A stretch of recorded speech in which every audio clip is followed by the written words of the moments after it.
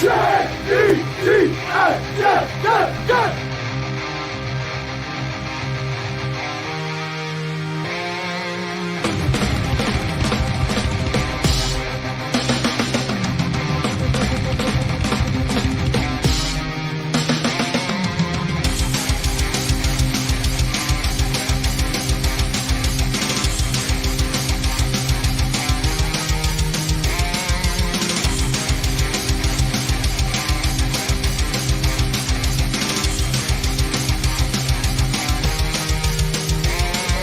job today, man. It's one at a time, and we'll get the job done. Y'all know what to say. On three. 1, 2, 3. And the home of the Jets. Mr. Primetime. This is going to be a throwback one tonight. Thankfully, my drink opened, so we're off to a better start yesterday. No, we're starting with happiness here. The Mets saved my mood for the night, at least. So, congratulations to the New York Mets. one of the best baseball games I've ever seen in my life. That game was wild. Also, we have the passing of the Kembe Mutombo and Pete Rose. So, Such a shame he didn't get into the Hall of Fame before he passed. Yeah, and the Kembe Mutombo was he was just an incredible defensive player with the blocks, the shots. Became a star in commercials and advertising too. So, thoughts and prayers to their families. So, today's an interesting day because I tried to find a point at some point today where I was going to calm down, and I couldn't. I was annoyed all night last night, this morning, because then you have to go into work. And bro, what happened to your Jets? All right, going to the gym. If you were a Mets fan, you'd be feeling a lot better. No, I'm a Yankee fan. We've already clinched. I don't, because the Jets, it's just, we've waited so long for this season and the anticipation, and we thought we finally turned the page, and the ghost of Saleh's past come back to haunt us once again. And now there are once again more questions than answers. You will look at social media as a complete train wreck. The Jets are tweeting out, look what celebrities came to our game. Like, we give a fuck about that at this point. Some fucking DJ Reed highlights. I'm like, what are we doing here? So we'll recap this game, but things are not looking good right now. And the thing is, you try to give them benefit of the doubt. Like, they play well against the Patriots, but they're a bad team. They got lucky against the Titans. Nobody wants to talk about that because they won. And here we are where the Jets are lucky they're 2-2. They could be 1-3, and they should be 3-1. So it's a pain. You try to balance not panicking and, telling yourself it's early. The Bucks, when they won the Super Bowl with Brady, they got off to a slow start. The Mets started off 0-5 this year. I'm just so tired of watching the same old games getting decided the exact same way. And this comment right here by Valens nailed it. This franchise has literally mastered the art of giving you a little faith, giving you a little hope, then ripping your heart out 1,000 different ways. 1,000%.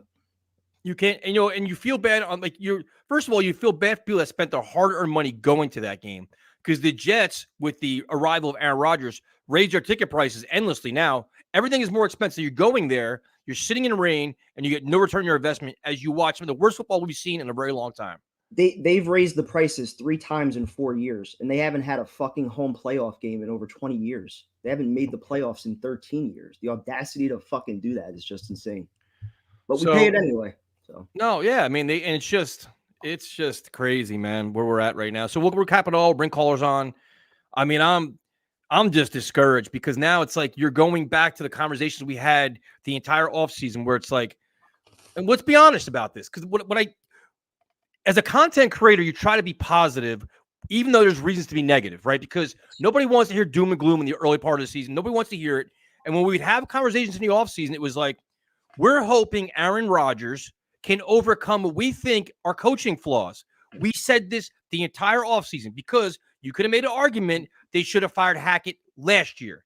You could have made an argument you could have fired a lot of people last year after what we witnessed, including Joe Douglas, because the way he handled the quarterback position.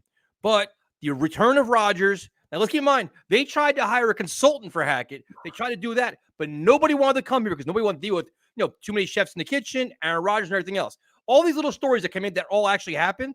See, the big thing was Aaron Rodgers can audible the plays. He'll hold everybody accountable. He'll do all these things. He's this great magician to overcome the stench that is this coaching staff. And guess what? There are going to be days like yesterday where even Aaron Rodgers, the great Aaron Rodgers, cannot overcome what is the New York Jets organization. He can't. No, at some point it's too much to overcome. You have a struggling offense. We have every team that Saleh's had in his 3+ years. They're undisciplined. There's no creativity, no aggressiveness. He has no answers post game. The answers he's given are fucking ridiculous. Then he's backtracking today on the cadence comments. He embarrassed himself today. Dude, they have no answers in the red zone. The 3rd and 4th and short, I posted the stats on those. It's ridiculous. The numbers on extended rests are fucking ridiculous. The quarterback and the receivers are not on the same page. The quarterback and the offensive line are not on the same page. The whole thing's a fucking mess right now. Bro, it's just, there's so many problems here. Seriously, so many problems. And we'll go through them one by one, but it starts and ends with coaching. Coaching, and accountability. And this has been the same thing since he's been here. We watched the same game yesterday that we saw last year with Zach Wilson, with Aaron Rodgers on the team. The same goddamn game. Literally. How many games last year we watched like this offense sucks? No creativity. They can't do anything. We can't score points. And that game against the Giants last year, that was off a bye week. Bro, it's crazy. And they used the weather for that game too as the excuse. What are you going to do if you have a home playoff game? What are you going to do when you have 2 weeks to prepare for the Super Bowl? I'm not mentioning the word playoffs for another. Our coaching staff gets fucking exposed every time. The playoff word is out of my vocabulary for at least 2 months. I'm not saying the goddamn word playoffs ever again for this team. It's just we crowned them last week. We were all so excited. We weren't used to seeing good, exciting football, ignoring the fact that Patriots actually blow. But you look at it, and to me, it's the mindset of the team. And primetime, we had the conversation last week. The Broncos, thank God they beat the Buccaneers because you know what? They came in here 0-3. There could be a trap game. The Jets showed up and acted like they accomplished something. They showed up like, you know what? Our talent alone is going to win this game. And they got outcoached thoroughly. They were unprepared. The execution was dreadful. Every facet of the game. And the one easy part, and I'm not going to pick too much on the defense, but dude, you blitzed like crazy last week to get Brissett off his spot over on the Patriot defense or Patriot offense, right? Yep. You have a rookie quarterback who can't throw the ball for shit. And they didn't blitz at all. They didn't put any pressure. 0 sacks. 0 sacks. The Broncos had 5. And you know what's funny? Everybody was telling me, oh, they won't blitz Rodgers. They won't blitz Rodgers. They blitzed him out of the fucking building. Hit him 14 fucking times. And AVT has the nerve to, we battled our asses off. He's full of shit. Getting Breece Hall killed, getting Rodgers killed. Get the fuck out of here with that. Dude, they live. But even on the defense, just real quick, in spite of the pass rush also, like that was non-existent. But when we needed them to show up the most, they left Sutton uncovered in the fucking red zone, and then the defense against the run fucking melted on back-to-back drives. 1,000%. Game on the line in the second half, they give back-to-back scoring drives. And we watched it firsthand. But it's the mindset, dude. It's the mindset. They are too comfortable and too complacent. The comments in the locker room after the game should be embarrassing. Everybody in offense should be like, you know, we suck today. We have to do better. Not like, no, we had good effort. No, you didn't. But this is when you have a culture when you justify losses, you excuse losses, and everything's gonna be fine. This is the Saleh culture. As bad as it is, everything's gonna be fine. We're gonna be fine. He hasn't won nothing in the NFL. He can't keep talking like he's accomplished something. He's done nothing. And now his team reacts like it. And Aaron Rodgers has to offset this culture of just like, this is the culture he has to offset where they don't realize, they don't understand how to win. They don't understand how to execute or perform anymore. It's ridiculous. That's where his leadership is really going to be tested over these next couple of weeks. I mean, Garrett Wilson's body language, and I mentioned this when I was at Tennessee, his body language all season has been off. Breece Hall, it's exactly the same thing. I'm sure you heard Boomer today, the way he was talking about Rodgers coming off the field when he passed Saleh. Like, They don't even fucking say a word to each other. Nope. They don't even look at each other. There is zero respect there. So how is he ultimately going to rein all this thing in and get everybody to buy in? Like, that's what I'm wondering now. He's the guy that has the proven resume. He's got the Hall of Fame career. They have to get on his page, not the other way around. Like, I don't want to feed into all the Aaron Rodgers ego things, but like, he's the one that's got the proven resume. Everybody in that building right now, since they've been here, has been a fucking loser. They need to get on his page, not the other way around. Yeah, I mean, I'm disappointed in so many people, but it's like he's looking around like Breece Hall had his worst game as a pro yesterday. He alligator armed that pass in the end, where that was a business decision. Like, he was like, yeah, you know what? If he caught that, it'd probably be a first down. But you know what? I'm not going to catch this one. He played terrible. Garrett Wilson can't get on the same page as Aaron Rodgers. I don't know how that's humanly possible at this point. And primetime, I'm tired of excuses. I'm tired of it. You want to act like a big-time organization. Oh, we're going to win the AFC East. We're a top 6 team. You have to act like it on the field and stop making excuses. The rain, the wind, great team, all this shit. You lost to a team with 60 yards passing. That's inexcusable. He had -7 yards at halftime. And He you was praising lost. their defense again today. Oh, top 5 defense out there. They're a legitimate defense. And what is your I'm telling defense? You had no sacks. Like, it's a rookie And quarterback. what are we expecting to see in January? Like, what are you expecting to see in playoff games? You're going to see good defenses. And you can't get the cadence figured out at home? What are you going to do on the fucking road? I'm going to make a video about this after this because this one's in my head, but I'm going to repeat it twice. I don't give a shit at this point. Saleh picked a battle that he's not going to win. He now has crossed the line where he has his only ally, his leader of his team. He now questioned him. And Aaron Rodgers is like, you know what? Fuck you, dude, because I'm accomplished. I know what it takes to win this league. My resume is 35 times bigger than yours. You're a nobody in this league. You want to question what I do? I'll start questioning what you do, starting with how about nobody in your team is being held accountable, and you lead the league in penalties. 13 penalties, 90 yards, and you look like you're a dysfunctional mess. You want to talk about my cadence? Let's talk about your coaching, coach. He backtracked that so quick today. But it's too late. The damage is done, dude. No, the damage is done. Absolutely. Because now Rodgers is like, it didn't need to be. But the Rodgers situation seemed like it was kind of sketchy to begin with. Now he's like, oh, it's like this. We're gonna look for scapegoats now. I will bury you, coach, and I'll laugh while I do it. Yep. Terrible. And that was Saleh going to the podium today, realizing he fucked up and he was playing the politician. Oh, what I really meant to say was the cadence is just part of the operation, and the operation was good. The cadence was off. He's talking in fucking circles, bro. Bro, it was embarrassing. Like you knew that he got hit on his hand. Like, you know what? Can't say that again because you know what? He's much bigger than you are in this building. Because you're he's talking his way out of a job. Similarly like Joe Judge at this point. That's where he's at. Like you're literally when you alienate Aaron Rodgers, you're gonna be gone. And it's sooner or better, in my opinion. Yeah. So no, and John, I just said the same thing. Like I have like a 20-minute video I want to make after this show because I'm so pissed off, and there's so many red flags now that anybody like if I get one more fucking text, bro, don't worry about it. They're gonna win the AFC East, bro. Don't worry about it. Dude, we need to have a functional offense. The game on the line, you had two receivers that ran the wrong route, and you took a sack on a blitz that nobody even saw. Think about it though. After the 2-minute warning, they had 3 incompletions and a fucking sack with a deep ball to Xavier Gibson.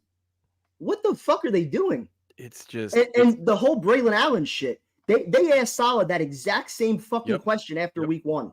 Hey, maybe give the ball to your 230-pound running back when you're in the goal line. What about that, coach? Oh, it's something we'll think about. Week 4, same shit, same fucking answer. You know what? You know why he won't do it? Yeah, Brees's ego. That's why.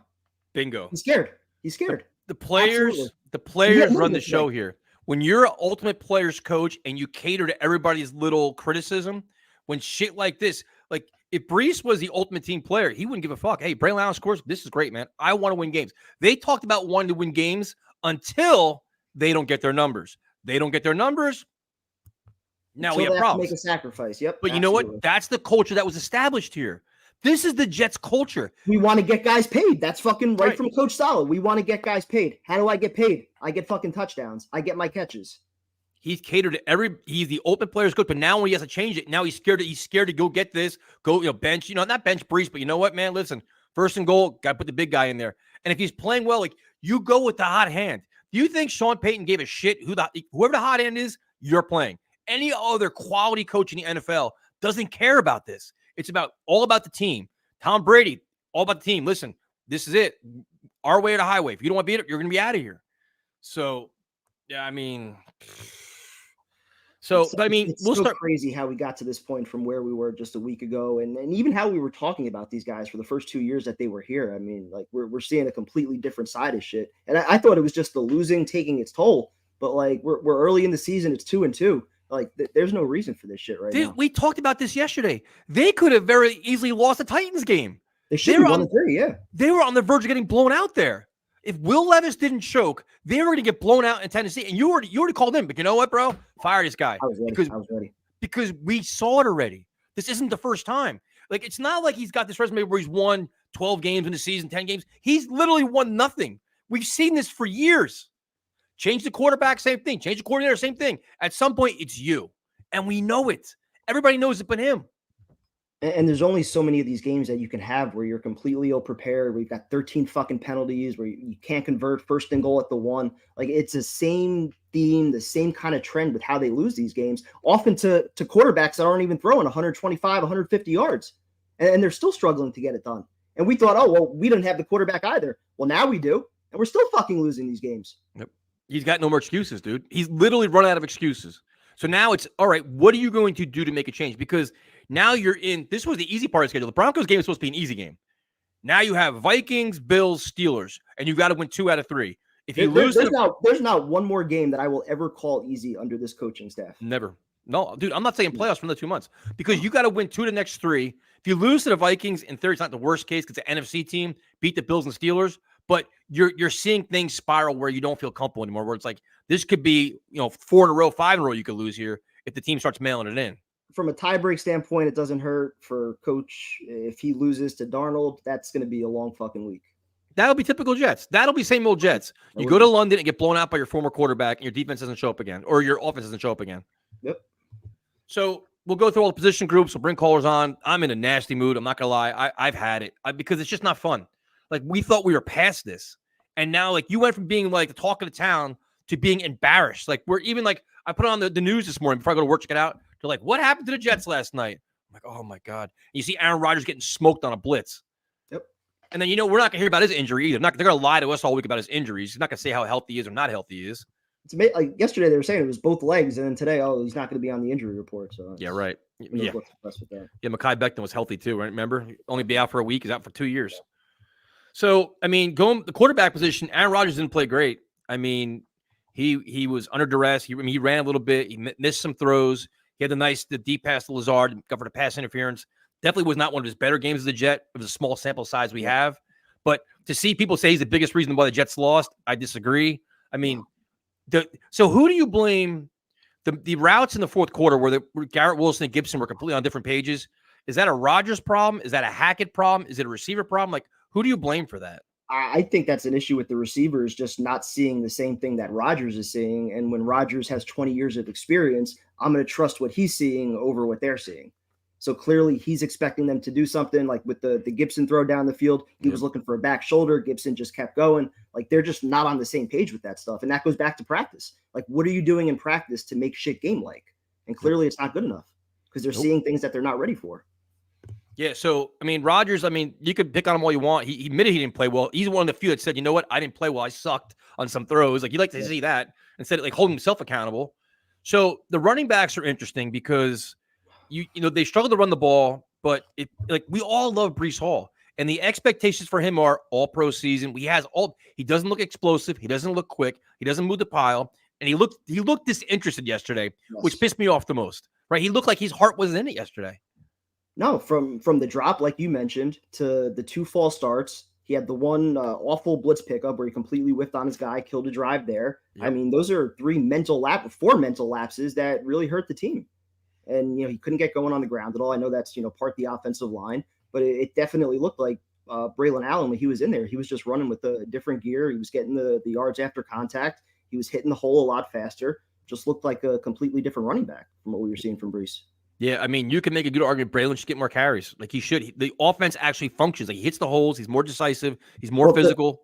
Does Saleh have the balls to make it a 50-50 split or to take away those touchdowns from Breece? Probably not, like you said. Nope. He won't do it because he's worried about the aftermath because Breece will go on social media and say something. Right? That we're worried about. It should be about the team. And that's where you have Aaron Rodgers go talk to him. Listen, man, you're struggling a little bit now. We need to go with the hot hand because we need to win football games. I think the one thing that people, this is my perspective right now where I'm at is, to me, this is Aaron Rodgers last year. I don't think he's coming back next year. I don't give a fuck what he says, 3 years, 4 years, 2 years. If this season is a grind where he's miserable and dealing with this bullshit all year long, he's not coming back. They'd be like, you know what? I'm good. Trade me or I'm not. I think this is his last year. I don't think he's coming back next year. So if that's the case, you can't worry about feelings this year because this is your last shot to win, especially for Saleh, who's coaching for his life right now. It honestly wouldn't shock me if he ended up taking the Brett Favre route where he still feels like he has it, but he's not going to sit through another head coach and he finishes his career with the Titans or, somewhere else for a year. Raiders. Yeah. All right. So you look at the running backs where the whole Braylon Allen Breece Hall thing is becoming concerning because Breece is just not himself. And they actually gave Saleh a chance to say, is he injured? Is something going on? Like, where is there? He said he's healthy. The wide receivers, the positive is Mike Williams, where you want to see Mike Williams more involved in the game plan because he's a freak athlete, man. He catches everything, a huge, enormous target that's not used enough, but he's the bright spot because Garrett Wilson's getting frustrating. Gibson, whatever. Lazard, okay, he had the dumb friggin' penalty with the guns. But then they asked, this one drove me crazy. They asked Saleh today about Corley. Like, you have a guy that you said he was a must-have in the draft, that you were going to trade up for him. These are his words, not ours, dude. They praised him like Corley or nobody. Like, that's their moment. The guy, they couldn't wait to get him. Yak King promoted him all throughout training camp. This is our guy. This is our guy. Big, that, everything else. He's not playing well enough to crack the starting lineup. He's not playing well enough to get reps in the game. We're an offense that can't score any points. And Gibson's doing nothing on special teams. He's got, 3 catches and 70 offensive snaps. And Corley can't get on the field. He was 1 pick away from being a second-round draft pick. They had him as, their 4th or 5th wide receiver on their board. They were all doing fucking celebrations and high fives and hugs after they traded up to go fucking get him, and he can't even get on the field. Like, we're the only team that can't have a mid-round pick wide receiver get on the field. We're the only team in football.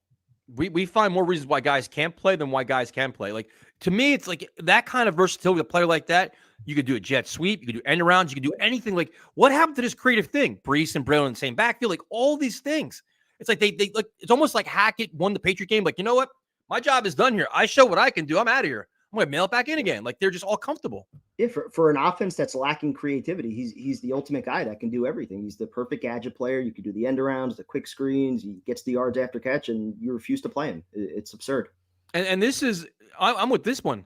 To me, when you get inside the 15-yard line, you throw a fade pass to Mike Williams in the corner of the end zone. That is the easiest. Like I'm an old fan, dude. When they had Keyshawn Johnson, that was the go-to every time. Inside the 20, lob it up to Keyshawn, and 9 times out of 10, he's going to catch it or it's going to be pass interference. Especially in this NFL, where they throw flags for fucking everything.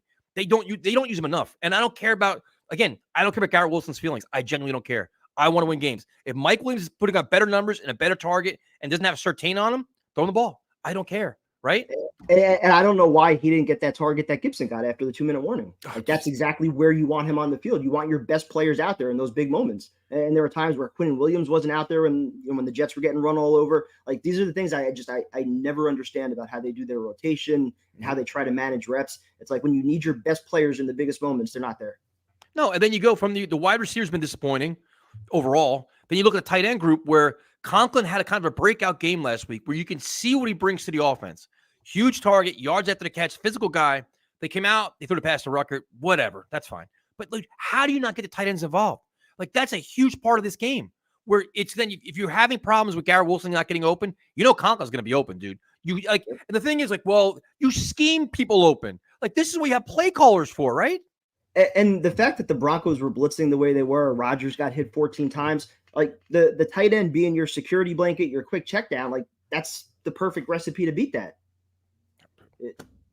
Nothing makes sense about the way the Jets try to operate this offense. They're grossly underutilizing resources.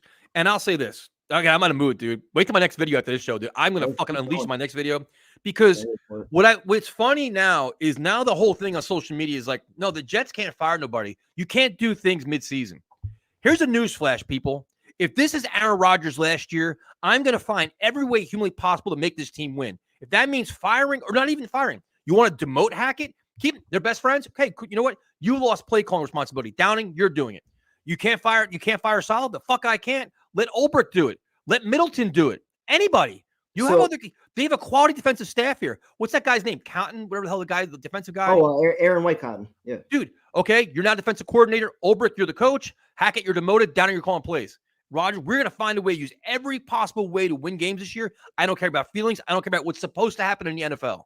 So if you're Woody Johnson today, after 4 games, are you making a move yet? Or is it dependent on what happens over these next 3 games against? I will tell you exactly what I'm going to do right now. If I'm Woody Johnson, I have my entire staff in that fucking auditorium this morning at 8 o'clock. Don't care if you're tired. 8 o'clock. I'd say what we saw yesterday is completely unacceptable. If this happens one more time, shit is going to change here. And I'm not fucking around. And I'd look at them all in the face. And I'm serious as shit. We see this again, heads are going to roll. Don't care about your contract. Don't care about your feelings. Don't care about what your name is. I will change it. So you give that speech, and then 1 game in the next 3, they have that same old Jets performance. What's the move that you're going to like?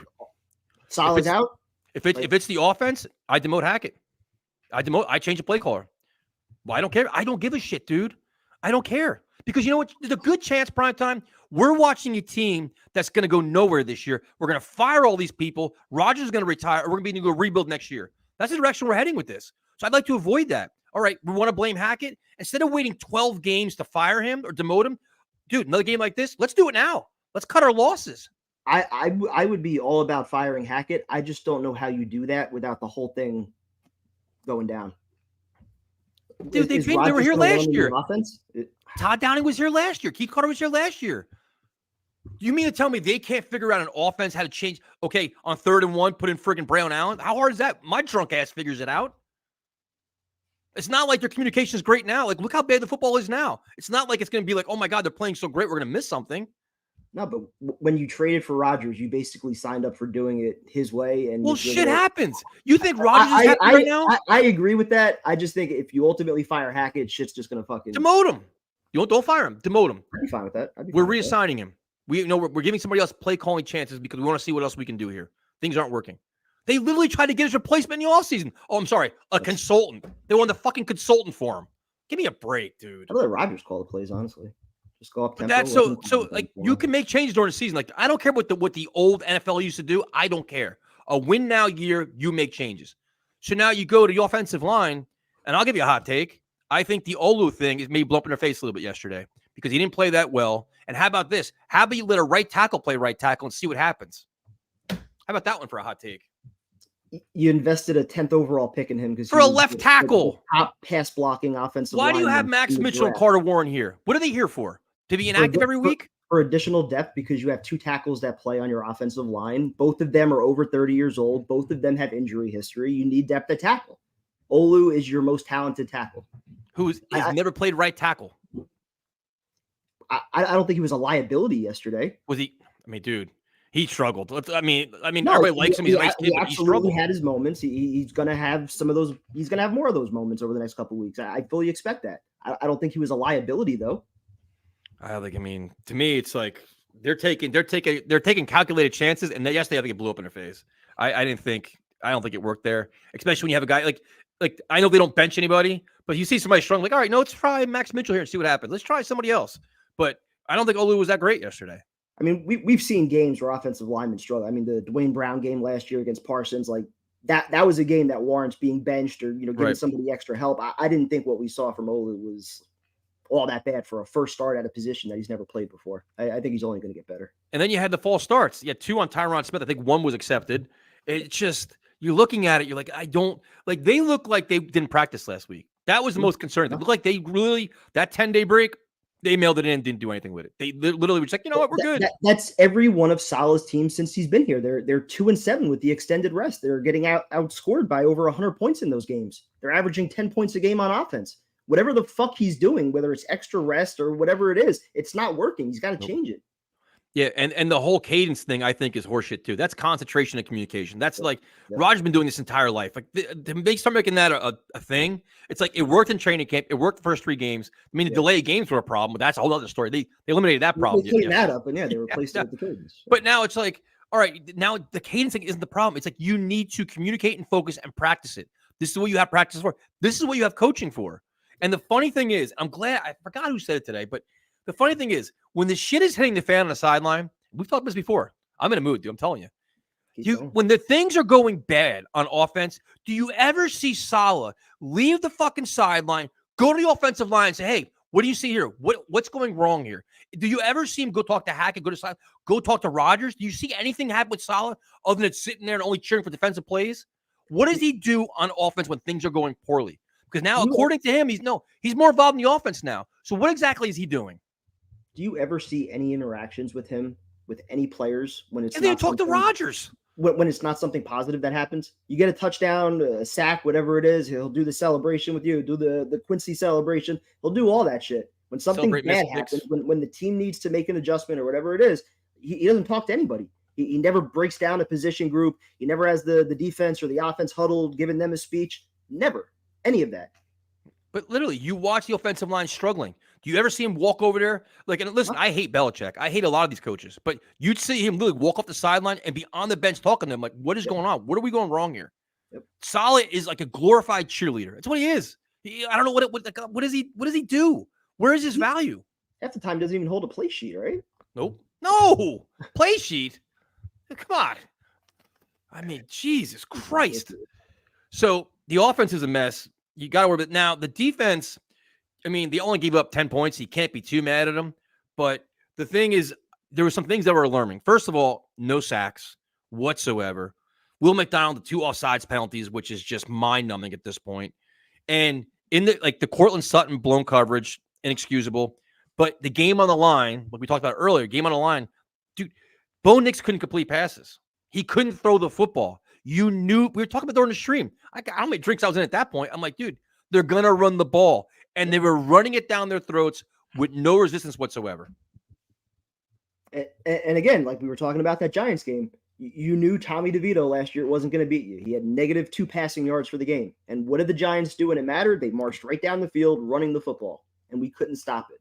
It seems like we always have at least 2 or 3 of these drives where there's just 15 yards, 12 yards, 50.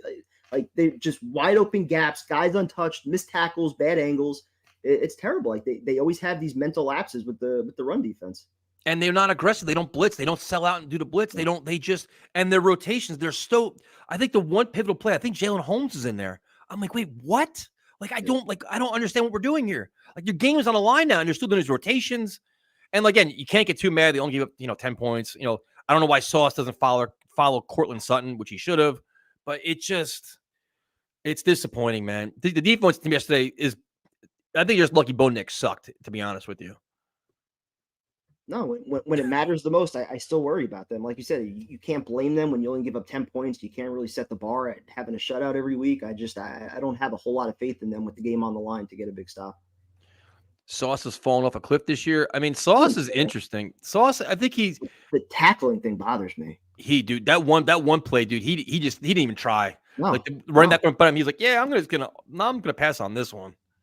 He's always just like upright. He never gets low. He never gets right in there. No, it's disappointing. And then it's funny. I saw somebody say, "Oh, the safeties played well." Like they played well because Bo Nix couldn't throw the ball. It's just like, what are we talking about here? Yeah, they got tested a whole lot back there. Terrible. So I mean, defense overall. I know Fotu. Yeah, another thing too. This is a good point. Where is this? I was shocked Leonard Taylor wasn't active yesterday. He played very well against the Patriots. And how is he inactive? I don't understand it. Fotu hopefully is back this week. Saleh wouldn't commit to that, which means you never know. He made it sound like he'll be back, but I mean, sometimes that means the opposite. Yeah, who knows? He'll be back, but they don't play him because he's got to get his game reps first, his practice reps first, whatever bullshit other reason he has. So then special teams, which you had the Irv Charles ridiculous personal foul where he blasted the guy that was calling a fair catch, which you're trying to give him a break for. I don't understand it at all. I wasn't giving him a break. I was just explaining that I don't think he saw the guy give the fair catch and decided to just run right fucking through him. I think he was trying to make his move to get like inside leverage on the guy that was defending him. And then as he was doing that, the returner moved up like 7 yards and then they just took him out. So that was, disappointing. But The thing about Zuerlein is he's had this problem started in training camp, in preseason. And I was like, you know what? This guy used to be money. And when the kickers get the yips, and it starts, it usually always comes back to haunt you. Almost every time. It does. It literally does. If you watch football for a long time, right? Once the guy gets that little, you have that concern. He missed a kick against the Patriots. Like he missed one last week, right? The Patriot game, he missed one. He missed one over last week. This year, right? Before last week. But I just had that feeling. I'm like, man, because the one before he missed, I thought he missed that one. I'm like, man, that kick looks shaky. And now there he goes, and now he misses one. And now it's like, now you have, in these close games that you could be in, you worry about what your kicker is, where people could say you're overreacting, but it cost us the game yesterday. So, I mean, I don't even know. And the other thing, in training camp, watching the kickers, it's not like they're thoroughly tested in training camp. They're not like they're getting a ton of reps. Just ask guys. They do jack shit in training camp. They do absolutely nothing. Half the time when they're doing like punting drills, like the punter doesn't even actually punt it. They just put it on the machine and he'll just snap it and catch it and then play with it. Like they brought him a competition for him, so he's even getting less kicks to begin with. Yeah, that's actually a good point that you brought. I totally forgot that. Who was it that they had? Seibert, right? Or whatever his name was. Yep. Yeah, I mean he was barely kicking it all this year. That's so strange, man. So yeah, that's probably a guy that they'll have to give a call to in a few weeks if this shit keeps going on. Yeah, but I mean, overall, it's a very disappointing loss that exposed a lot of problems, and now you're facing the meat of your schedule, where Vikings, Bills, Steelers, Bills Monday night at home, which could be oof. Like you don't like how do you find confidence in your team right now after what you saw yesterday? I don't know how you don't because now you have to worry about the rift between Saleh and Rodgers. You got to figure Rodgers is probably going batshit crazy with Hackett right now. Be like, dude, what are we doing here? And then there's got to be tension with the wide receivers because I think the one was it Joe Blewett. Somebody said that Garrett Wilson was open, but he threw it to Lazard instead.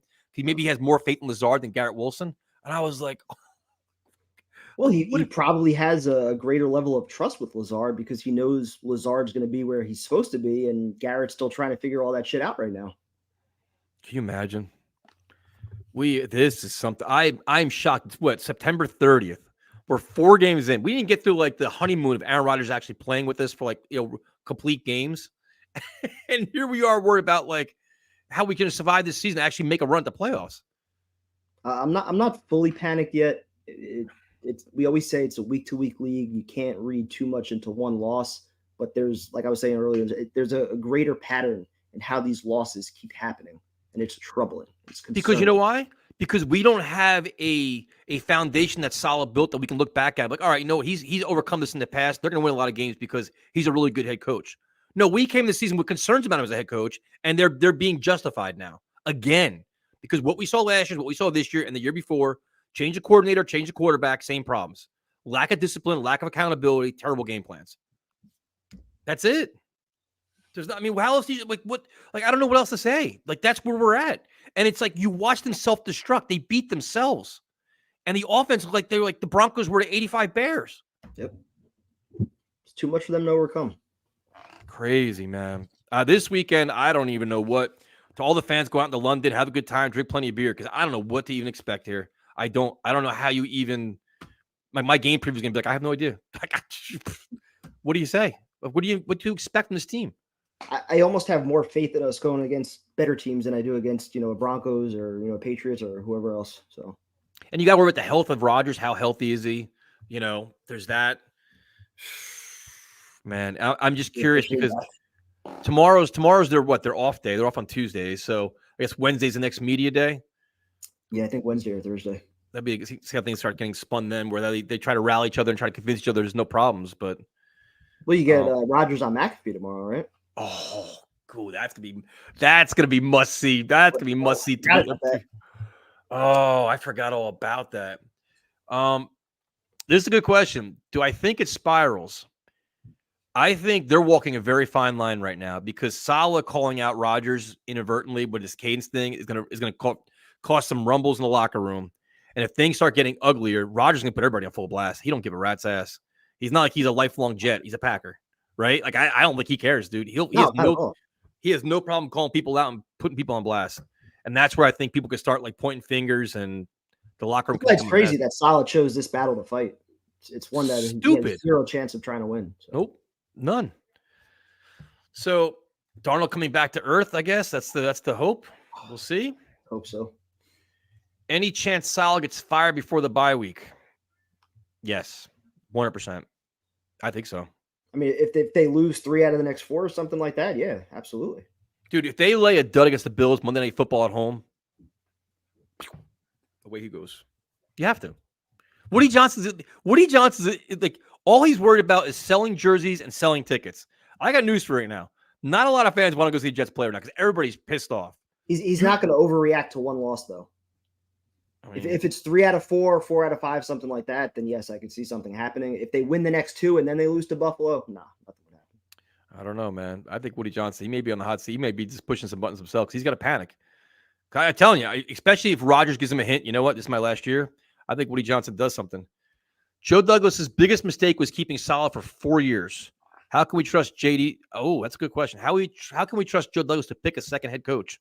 I don't know if he would get the opportunity to pick a second head coach. I think they're pretty much tied together at this point. If you go 5 years without making the playoffs, how do you get to pick another head coach? Yeah, I mean, it's tough because you figure everybody considers like the Jets have a lot. I mean, we come into the season with a lot of talent on this team, so you can give Joe Douglas credit for that. They got Tyrod Taylor as a backup. There's a lot of pieces here, so you could give him credit for that. Do you trust him hiring a new coach? Think about how long it took us to get to this point, though. Yeah. Think about all the free agent misses, the Hassan Reddick situation that we're still talking about now. I mean, and also too, it's like if you have a guy, say you have a guy like Mike Vrabel out there, would he want to come be a head coach under general manager who could be on the hot seat? Like you can't have a general manager on the hot seat. Like, you know what? You got to either say, you know what, he's out of here, or give him another 4 years to come to be right. Because no head coach is going to want to come here with a general manager on the hot seat. Yeah, who would want to work with Joe Douglas unless we're getting Peterson from the Jaguars? There you go. Oh Christ! Go back to that train. I can't believe we're here right now. I genuinely can't believe we're here. I'm just September 30th. We're having I was excited about this stream today, and I was dreading it because I'm like, here we go again. Like we're back. Like we're like, I know when we're back, when our views skyrocket because nobody likes when we're happy and positive. Yeah. Nobody watches our shit. But when things go bad, everybody loves us. This is where they come. Yeah, they come for the chaos, the losses, the rants, the anger. That's where we thrive. So. Oh my God! All right, we're gonna go. What's up, Bubs? Hey, how's it going? Thanks for having me on. Oh, it's going great, dude. I didn't think we'd be here again. I really didn't. I mean, this was 2023 all over again. I'm so glad I didn't go to this game. I was this close to going. Tickets were kind of dropping like Saturday night. Yep. And the price of parking is ridiculous. Don't even get me started with that. Parking. I got more money for my parking pass than I did per game on my tickets. Yeah, it's ridiculous. And then plus paying the tolls going up there and then coming back, it's a mess. So I'm glad I did not sit through that for 4 hours and then sit in traffic for another 2 because that was a disaster. I mean, that's typical. I came on here last week very optimistic, thinking things changed with the New England game. Felt like they kind of, I don't want to say erased the same old Jets narrative, but they finally, beat New England, beat them for the first time at home, dominated them. Rodgers looked great, all this stuff. They were ready on a short week, but I mean, this was typical same old Jets. I mean, Bo Nix didn't have a pass beyond the line of scrimmage in the first half. I mean, he had 60 yards, and they found a way to lose. I mean, this was only fitting that Zach Wilson was in the building because this was literally the Giants game. And Saleh's got lucky last year that Zach Wilson, with 24 seconds left, found a way. It's the same thing. Will Lutz, Graham Gano both missed. This time, Greg DeLay, who can't hit water right now if you kick the football off a boat. He's been awful. I mean, that's been an underrated story that I don't think many people are talking about. But, I mean, I can't comprehend my mind how this guy, this coach, has had 4 years. I mean, I don't know if you guys saw it, but there's a thing out there on Twitter where they're showing an article of Saleh after the Denver game in 2021 when they got to 0-3 before that Tennessee game where we all got delusional about Zach, the play where he pointed to Corey Davis. Yep. And he said after that game, silly penalties will get it fixed. I mean, that is 3 years ago now. And the same thing yesterday, it's bad penalties. We'll get it fixed. We got to be better. Like, it's the same garbage we've been talking about since 2021, almost 3 years. That was week 3, almost exactly 3 years. And he's I know you guys saw the tweet today. Really good, kind of breaking down the numbers, 2-7 with extra time. He's 8-23 after bye weeks. I mean, what is with this guy? He with more time to prepare, he sucks. He's terrible. And 61 penalties. Yeah, 61 penalties in 9 games. And last year they were first in the NFL in penalties, and now they're 6th. Like, the one thing too that nobody's talked about. I'm surprised Samini hasn't mentioned this. The Jets this year didn't have the referees at practice. No, they didn't. But they were taking the guys out after each false start, which Saleh said would help. Right now, that was his. They only did that in practice. So when the game started, it fucking changed. They all kept playing. Yeah. And Todd Bowles did fucking penalty push-ups. That didn't fucking make a difference. We're always coming up with all this gimmicky shit. It never fucking works. It's the, what it is? It's the culture being built here. There's no accountability. And hold on, the culture is established now. Well, the culture isn't being built. The culture it's a losing, complacent. Right. The culture is already here. You got to you got to find a way to break the culture. And Rodgers is not going to be able to do it. He's not. Yep. And that is the worst thing Saleh could have did yesterday, was go after Rodgers and say it's the cadence. Every player across every sport has something that makes them special, something that makes them great. This is a guy that won a Super Bowl in Green Bay. He runs laps around Saleh over what Saleh has accomplished as a coach. 20-35 record, real big guy here, big guy. Yep. Talking, calling out his Hall of Fame quarterback like that. And you could tell Rodgers was pretty angry with that. I mean, he snapped back pretty quick at the question, but because he sees incompetence, he knows what he sees. Yeah, 100%. And but the thing is, he's been biting his tongue, not saying anything. But you know what? I'm going to ignore this and not say anything because we're winning games. But if push comes to shove, nobody's going to bury him, dude. Like, we want to play this game. He will torch this team. And that's where last year also helped. He had a full year to just sit, to watch, to 100%. see how Saleh handled everything with the players, all the interactions, how he held guys accountable or the lack thereof. He saw all this shit firsthand a year ago without having to worry about playing and the game plan and everything else. He's been watching this shit for a full year now. It's no surprise he snapped back.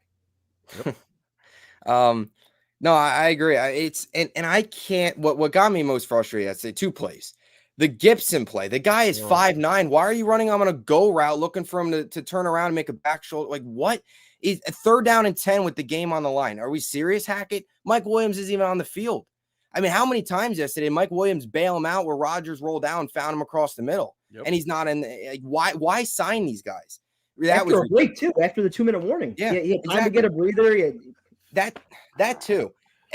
Anytime this coaching staff, anytime they have time to do anything, whether it's after a 10-day rest, the Broncos spent the week in West Virginia. They had practice on Friday in a tennis court, and they came in and beat us at home. Like, seriously? It's ridiculous. And I can't wrap my head around that. You get the gift where Lazard, the PI, you go to 1st and goal. You draft a 6'1", 240-pound running back. You run it twice with Brees, and then you bring him in, and they try and throw it to Solomon Thomas.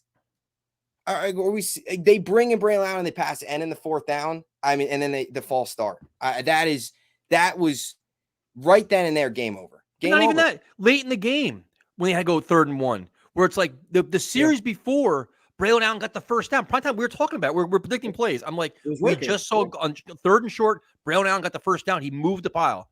Call the same goddamn play.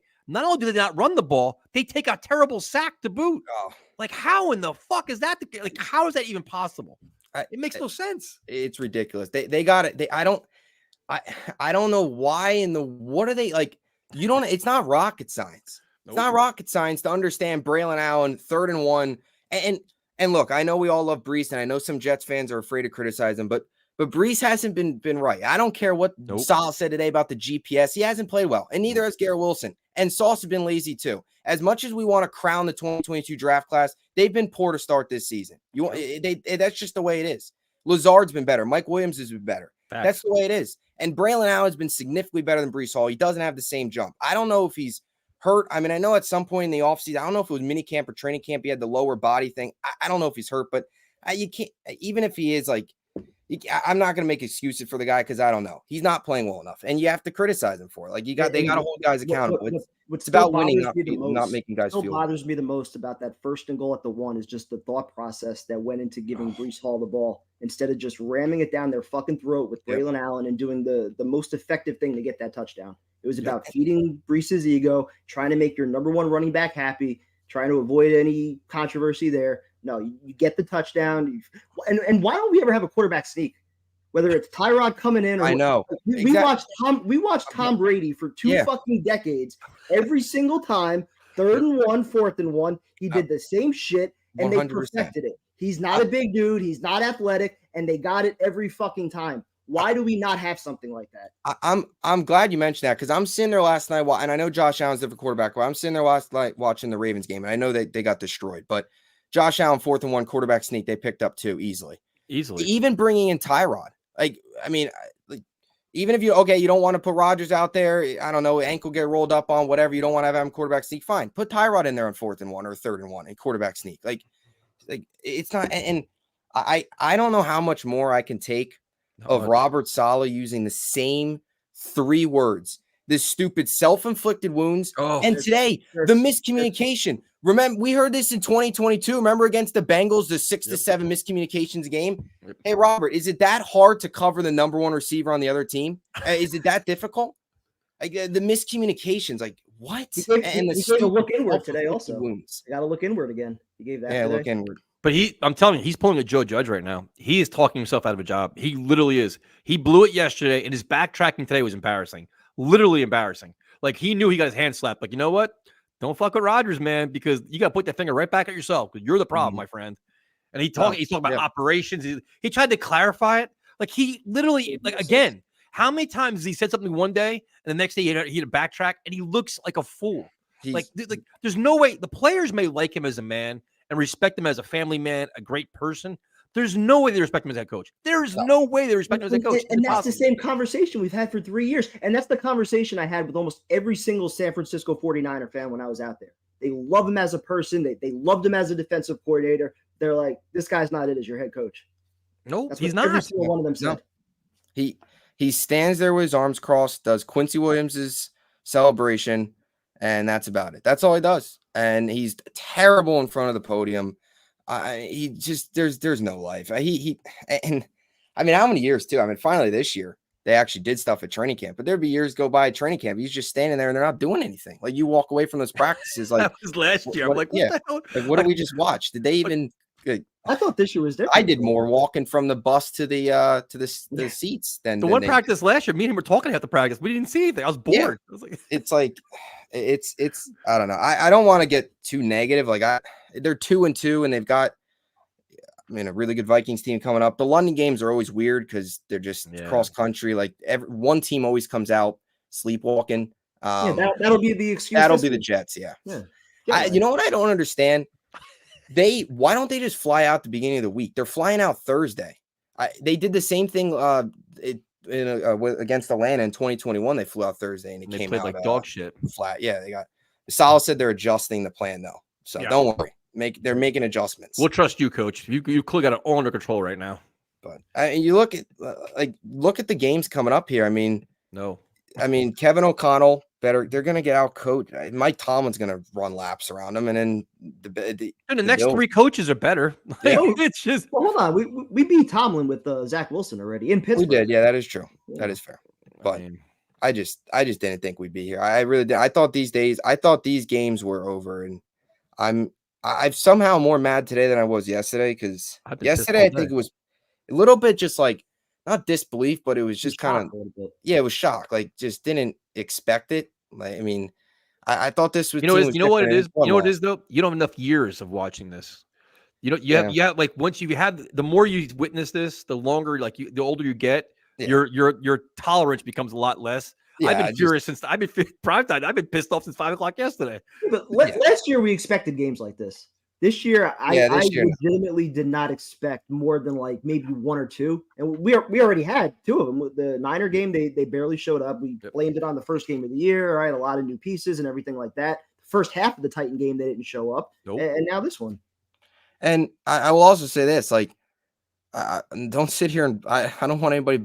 These people blaming the weather. It's not like the sun came out when the Broncos had the ball. Hold on.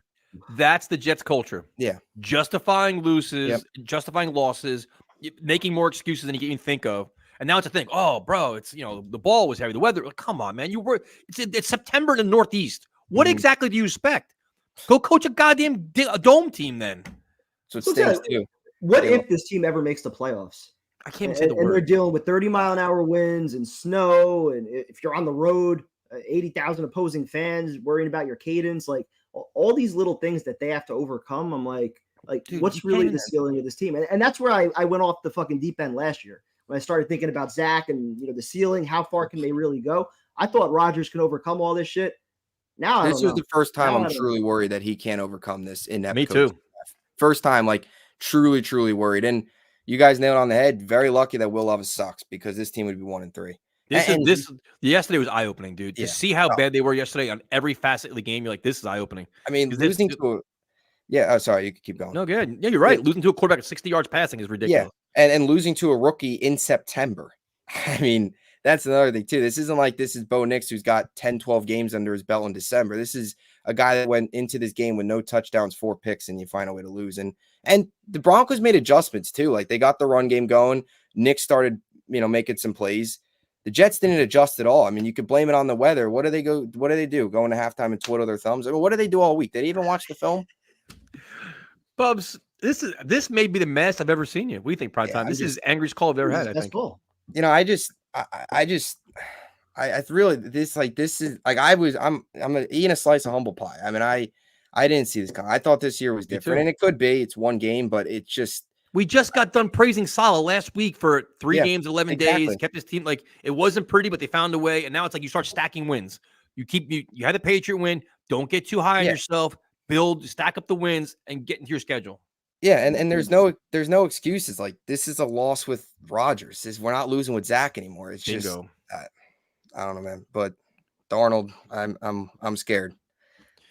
Bubs, Anyway. have yourself a good night, man. What do you like to snack on? Have a nice snack, relax. Yeah, watch Will Levis. I need a fantasy comeback. I need DK to have a big game. So Grab a I need Tony Pollard. I need St. Brown that big days. Yeah, I'll be all right. Have a good night, man. Thank you. Yep, have a good one, guys. Bro, that's the angriest he's ever been, I think. I've never seen him so mad before. That was excellent.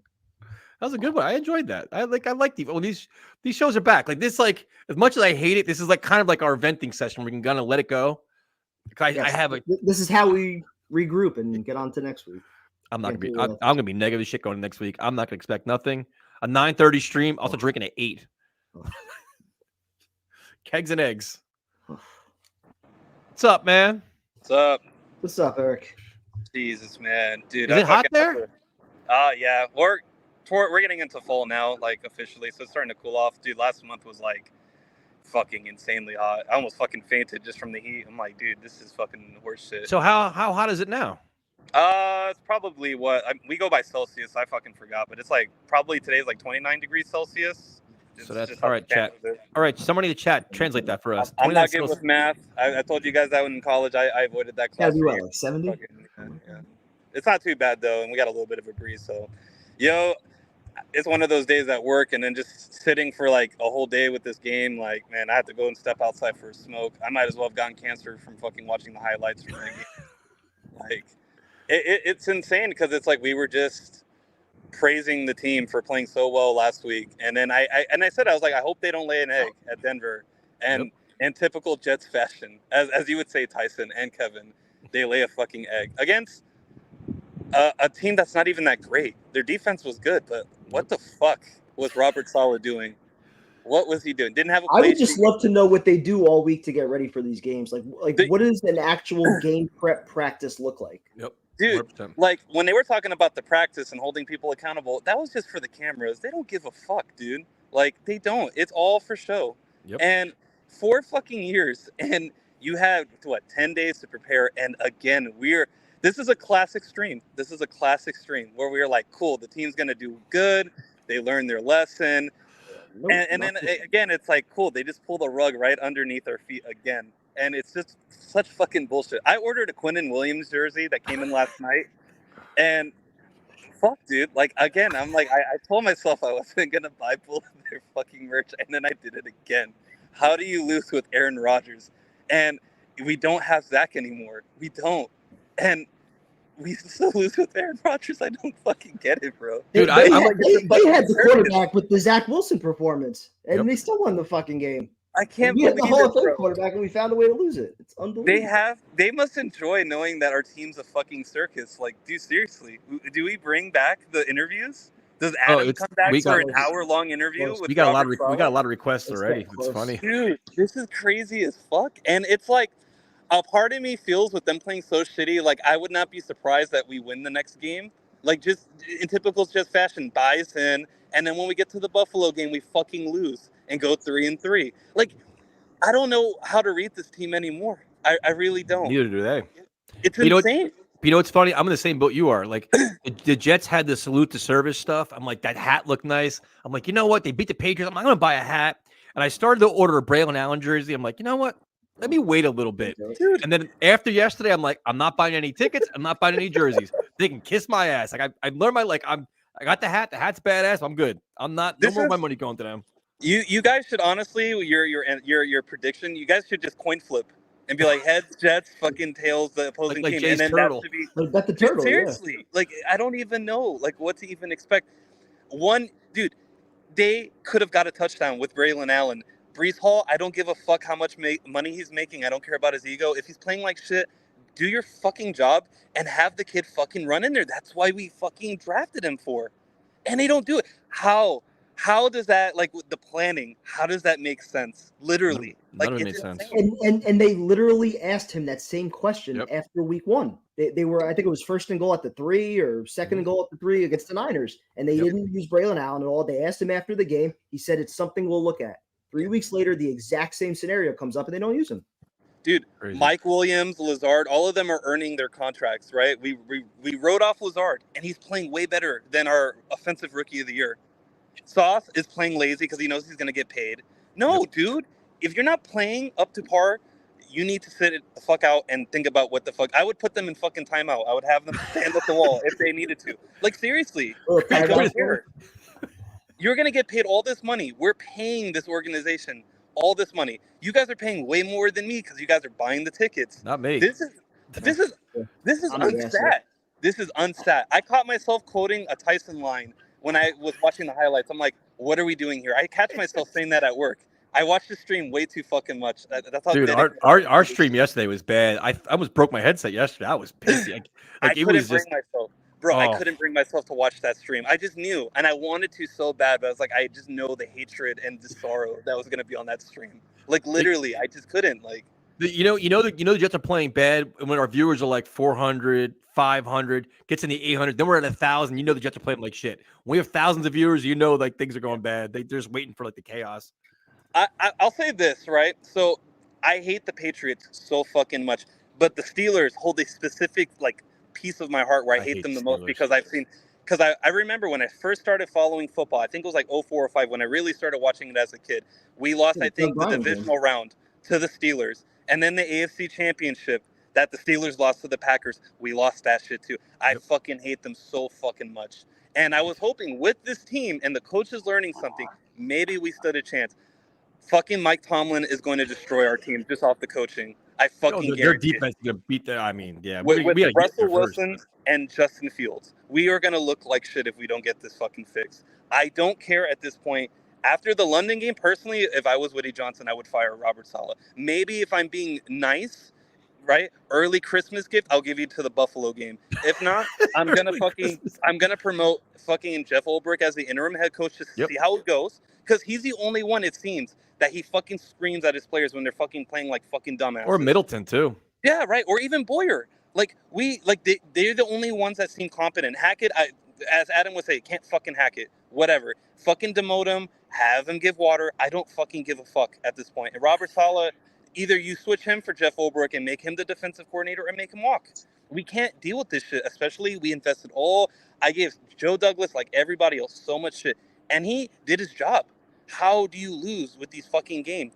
Aaron Rodgers, we said he probably covers up most of the bullshit. And again, he can't do it on his own. He's not fucking Superman. He's not. I agree. And then Saleh with the cadence bullshit, right? Is he gonna say that shit to Tom Brady too? Tom Brady would be like, "Get the fuck out of my face." Like I wouldn't be opposed to Aaron Rodgers going to Woody himself. I even said it in the comments. Woody probably loves Aaron Rodgers after his resume, after the Patriots game. 100%. He probably listened to him over Robert Saleh 10 out of 10 times. Oh, you want me to fire him? Cool. Get the fuck out of here, Robert Saleh. Go fucking be a defensive coordinator somewhere else. Get the fuck out of my building. The fans cannot deal with this shit anymore. Nope. Like this should have been easy fucking games to where we were only really worried about Buffalo, maybe the Vikings. Like we play better against better teams, and we can't play against the teams that are supposed to be the easier portions of the schedule. Well, that's actually not true. We played like shit against the 49ers. Well, you know what I mean? But I'm saying like last year, the defense held us in the game to beat the Eagles. We've beaten Buffalo with shit quarterback play at least one time out of the year. And then it's like, you know, played the Chiefs well last year. And it's like, fuck, I don't know what to say anymore.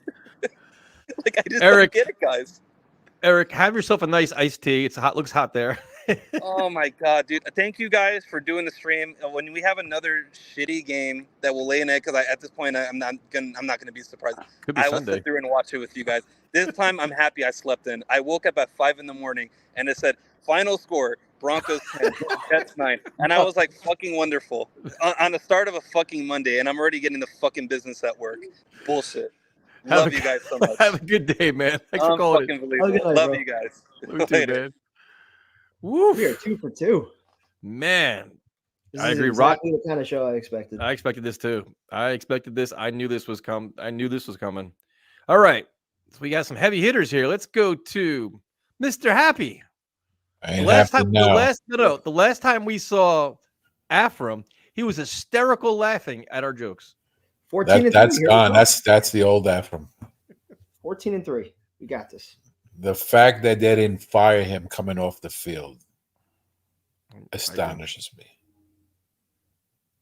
That's where Joe should have said like this: "Wait over here, over to the side." Yep. Hello, Armand. They should have had Hackett do the press conference. I mean, he wouldn't He have should questioned the cadence. That's all right. He'd look more like a buffoon. It's absolutely. This was a half the things that you said already. I don't even want to go through. The fact that you didn't go out blitzing this kid 60% of the game. Yep. Okay. Force him to do a turnover. Go after him defensively. The arrogance of thinking you could just go with 4 guys to go after the quarterback in this weather. It's too good to fail. Okay. The arrogance to think that you have superstars that they have to get the you don't play to win, you play to please. 1,000%. Well said. Okay. And watching these guys, and you guys have been talking about it with Sauce and Brees, what's going on. I'm wondering if he's losing the locker room. Yeah, because they're playing like shit and they're not getting their stats. So it's a double problem there. Like, if they're winning games, you know what, we'll bite our tongue a little bit, we'll go for the ride. But now you're playing like shit, and the fans are pounding him now. Like, Brees, what are you doing? You see Brees' social media today? Fans are attacking the shit out of him today. Yeah, he's and not rightly used to that. He's not used to that at all. And rightly so. He's losing on 9 days, and this is what you put up. But the most disturbing part of it, they looked completely unprepared. Like they weren't coached. Like always. They looked like they had no clue what was going on in offense. Zero idea what was going on. He lets them have, you work so hard. You take the week off. We'll practice 2 days and we'll be ready. And they need to fire him now, not 4 weeks in. You would do it now? I do it now. I'll give me the phone number. I'll call him myself and fire him. I give him one more game. I give him Sunday. And they shouldn't wait for Woody to do it. Douglas should be doing it right now, because Douglas is fighting for his job too. Dude, and you're gonna fall on his sword, bro. I'm with you. Like, listen, like they're coaching for your jobs. You have one opportunity to deal with Aaron Rodgers. This is your window to play with Aaron Rodgers and win with Aaron Rodgers, and you're gonna shit it away with arrogance and incompetence. That's it. Fuck no. Like, you know what? You had your chance. It's not working out. We're not going to give you a year to figure it out. There's no more trust the process bullshit. Our system is too good to fail. How many times they told us that last year? But now we're watching the same shit. Yeah. Put the DC as the head coach, get rid of him, and let him tell. And he has no alliance with these other guys that came in. You can't worry about, like, why is everybody so worried about, this is not what you're supposed to do? The Jets are dysfunctional. Yes. You have to fix it somehow. Exactly. Desperate times, desperate measures. Yeah. Give me a break with this. Get rid of him. Boom. Goodbye. Ridiculous. You've had it. You. This is the thing. You should be winning these games. These are the games you should be winning, and this is what you put on the field on a home game. Terrible. They were thoroughly outcoached. I'm just surprised to hear this from you. A week ago, we were coming off one of the best wins we've had under this regime. We were still talking playoffs, possibly first round. Armand made me laugh, so it appeared that I was happy. Yeah. But then, no. Are we really going to read too much into one game? Like that? That's where I still think. Is it really? It's not really one game. Hold on, it's not one game though. They played like shit against the 49ers, and the Titans game was a joke. For Aaron Rodgers, what has changed? Nothing. For Saleh, it's a trend.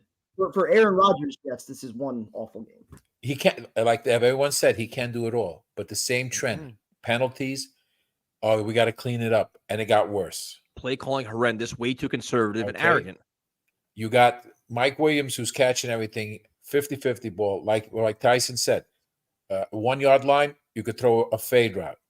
You got a big linebacker, a big running back, and these guys are in the backfield before your running back gets the ball. Yep. Okay. You don't have to be arrogant enough to say we're going to beat you on the ground. Your job is to win. Okay, you could throw it to a lineman, make him eligible. Do whatever it takes. Fool them. I don't care. A win is a win.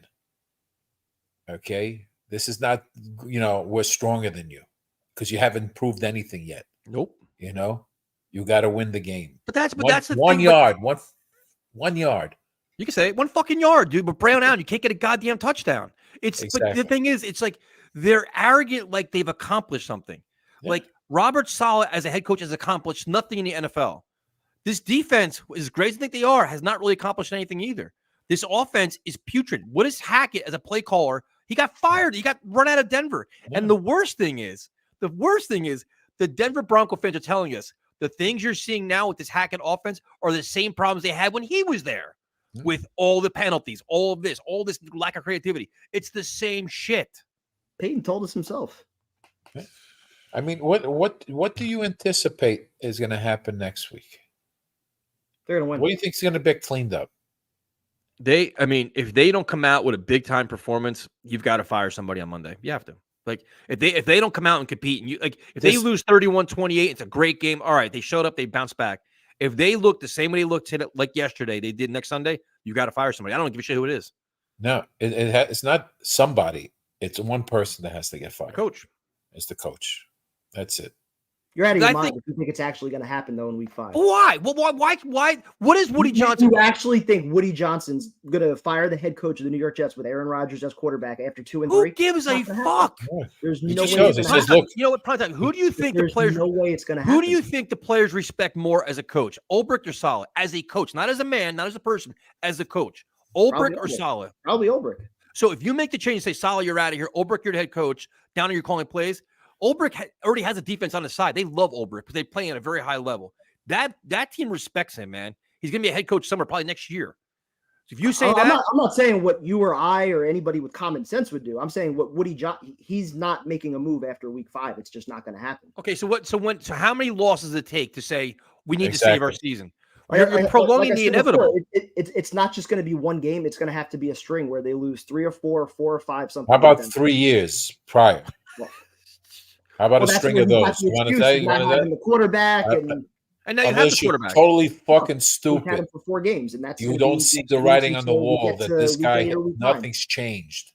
All right, so prime time. So you're going to say it's a 17-game season. After 8 games, if they're 3 and 5, you firing them? Yes. All right, we'll give him 8 games. I'm not giving him 8 games. I'm not giving him games. Fuck no, I'm not either. If I had his number now, I'd fire him over the phone. Because we know it's like you're just delaying the inevitable. You know it's going to happen at some point. You're just figuring out what week it's going to happen. That's what we're doing. I feel like you're probably right, but it's still not going to happen this early. It's just not. Let me ask you this. If he sat on the bench the whole game, would the result be the same? Yep. I mean, what does he do during the game anyway? Exactly. Now you answered my question. That's right. He oversees everything. You could put a cardboard cutout and put it on the sideline there, and with headphones on it, and it'd be the same thing. Yeah, I mean, it's what has he done that have shown you that he's a head coach? I agree. Well, what I pointed to last week was the development of many young defensive players. You could look at Quincy Williams. You could look at Sherwood. Almost every player on defense. How about developing your goddamn team? So now we're to the point now where, you know what, he did really good, but he got Bryce Huff a paycheck. That's great.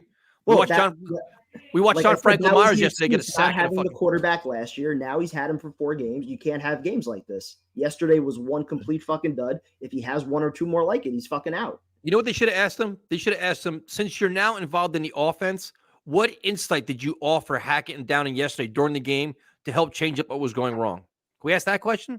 That's a fair question, isn't it? Yeah. He's involved in the offense now. You're watching it while you're sitting there picking your nose and cheering for your defense. How does he help on the offense yesterday when they're playing like absolute dog shit? They asked him that today, actually, and then he kind of stumbled on his answer. He's like, "Oh yeah, we gotta clear their minds, make sure they're not thinking about so much pre-snap. That's how you can help them clear their minds. Yeah, they're thinking too much." Is that Saleh calling you right now? It's Joe D. Get out! I'm on TV right now. No. He's got to get the dog downstairs. Oh, But there's nothing he's done There's no streak of anything that he's done that justifies keeping him at this point. Nope. And I, quite frankly, in my opinion, and my belief, I don't think Rodgers would give a shit if they got rid of him. Nope. Oh no. I don't think You heard Rodgers- Boomer today when he went off on that? Yep. Yeah.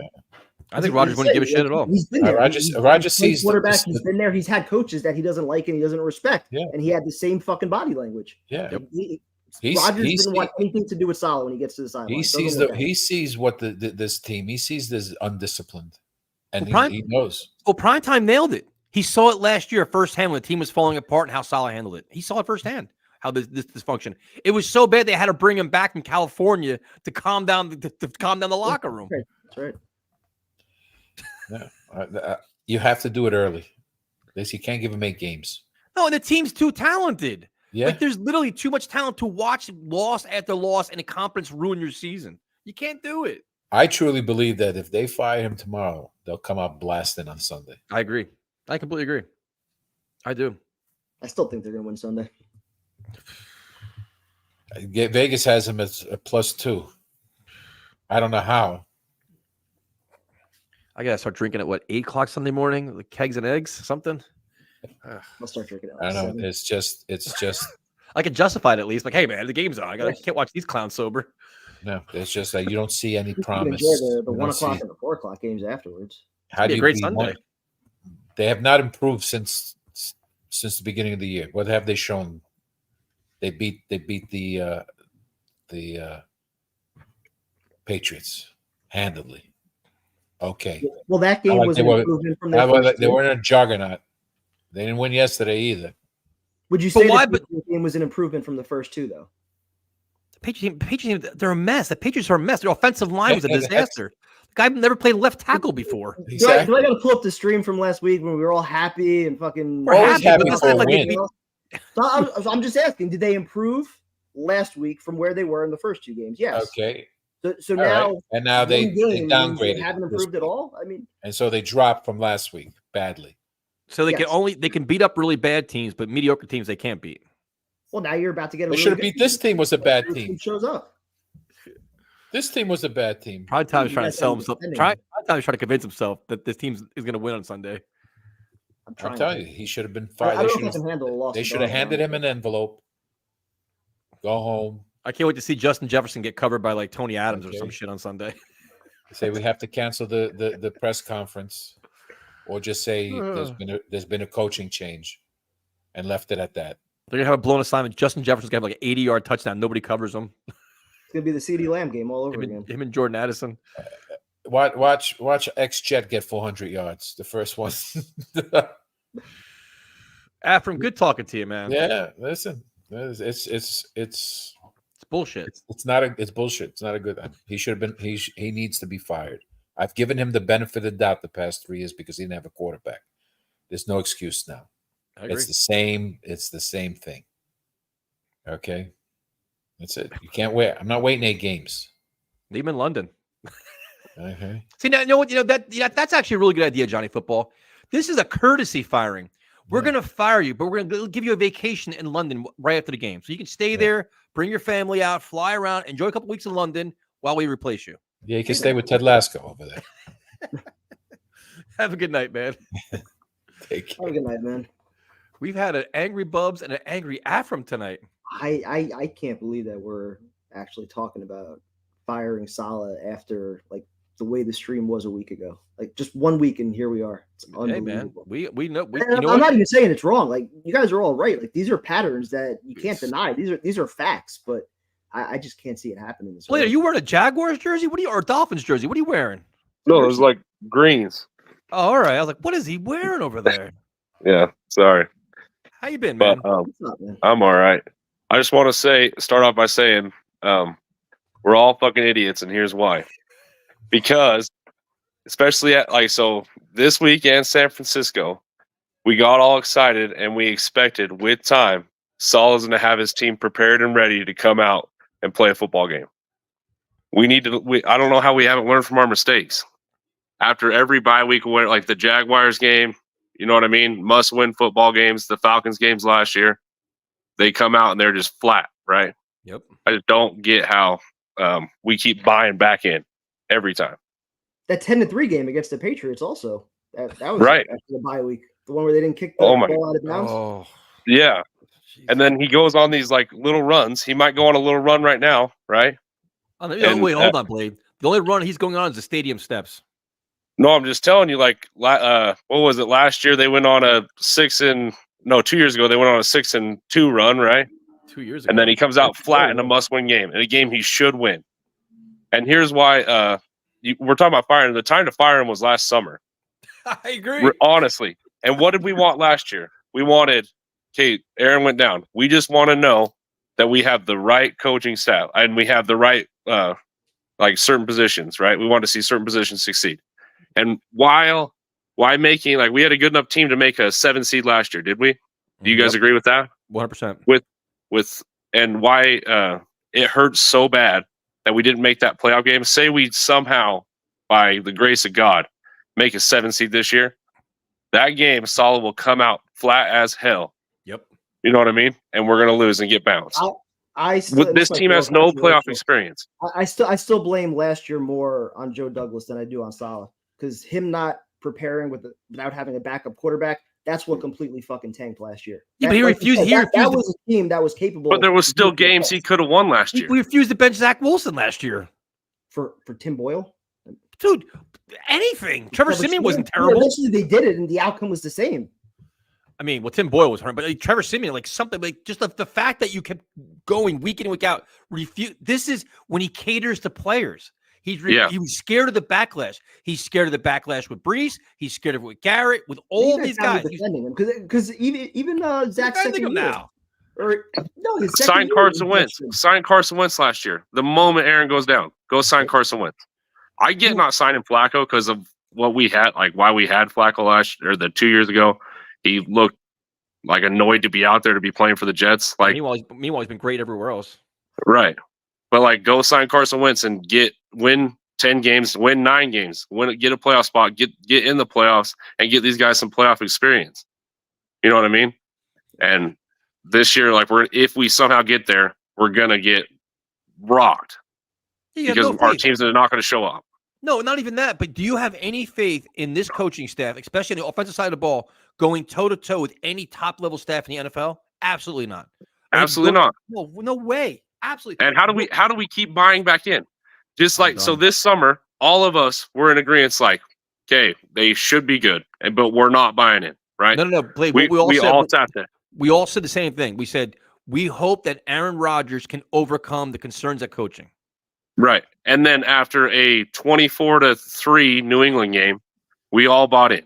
Yep. We're like, okay, because you could see the offense slowly, like San Francisco looked crappy. Tennessee, little better. You know what I mean? You get to see them stacking. And then they're like, okay, our offense is there. Our defense will be all right. Like our defense, I mean, they gave up some drives to Bo Nix, but 10 points with Aaron Rodgers, dude, you can't score 13 fucking points. You know what I mean? Remember all those stats that we saw before the season about Aaron Rodgers' record when the defense holds teams under 20 points? Now we get a fucking 10-point game and we still fucking lose it. Dude, he's got great stats coming off a bye week too. Like his numbers are ridiculous. And after a week 1 loss, he's like undefeated after a week 1 loss. And that's why we all bought in with the Aaron Rodgers hypes, because the time he had a top 5 defense, he won the Super Bowl, right? And that's what we should have. And I mean, there's a few concerns with the defense, but I think it's mostly offense. It's mostly right now. Offense, game management. Pass rush, run defense, penalties. Cadence. My thing with the pass rush this week, though, is wouldn't you rather only bring 4 and drop more back for Bo Nix, like to not have like a lot of places to throw the ball? So that's why I get why they did that. No, because once you see that he's scared to throw the football, and then he has no arm. He was throwing worm burners at one point. Right. Yeah, he's a shot put. Once you see you have him rattled, go for the kill shot and smack the kid around a little bit.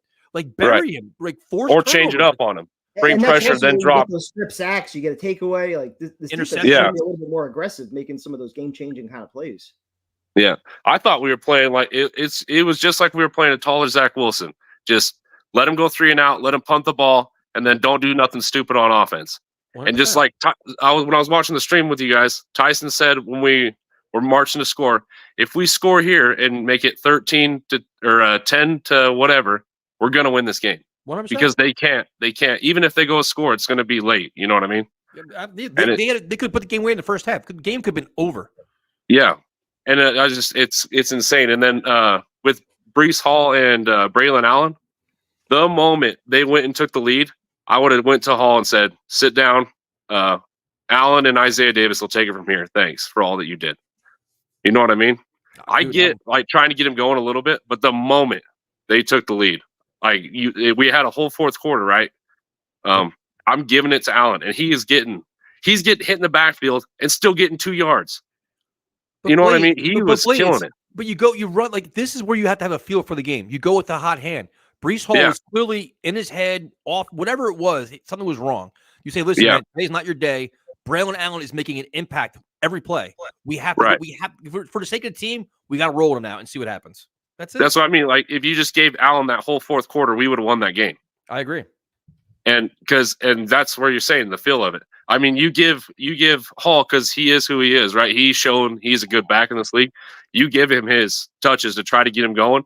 But the moment third, fourth quarter rolls around and he's not going, get out. And the moment he does the alligator arm catch or the false start, get out. Get out. But he the doesn't look like combination of himself, that though. with the blitz pickup and the false starts, like at that point, you sit him down. But he doesn't look explosive, though. He doesn't look explosive. He doesn't look fast. He doesn't look physical. It's like he's not. Something seemed like it's just wrong. Well, and then there was plays too that it's like he's fallen down by like just barely getting bumped. It's like the play on the goal line. It's like I'm sitting there like, what in the hell was that?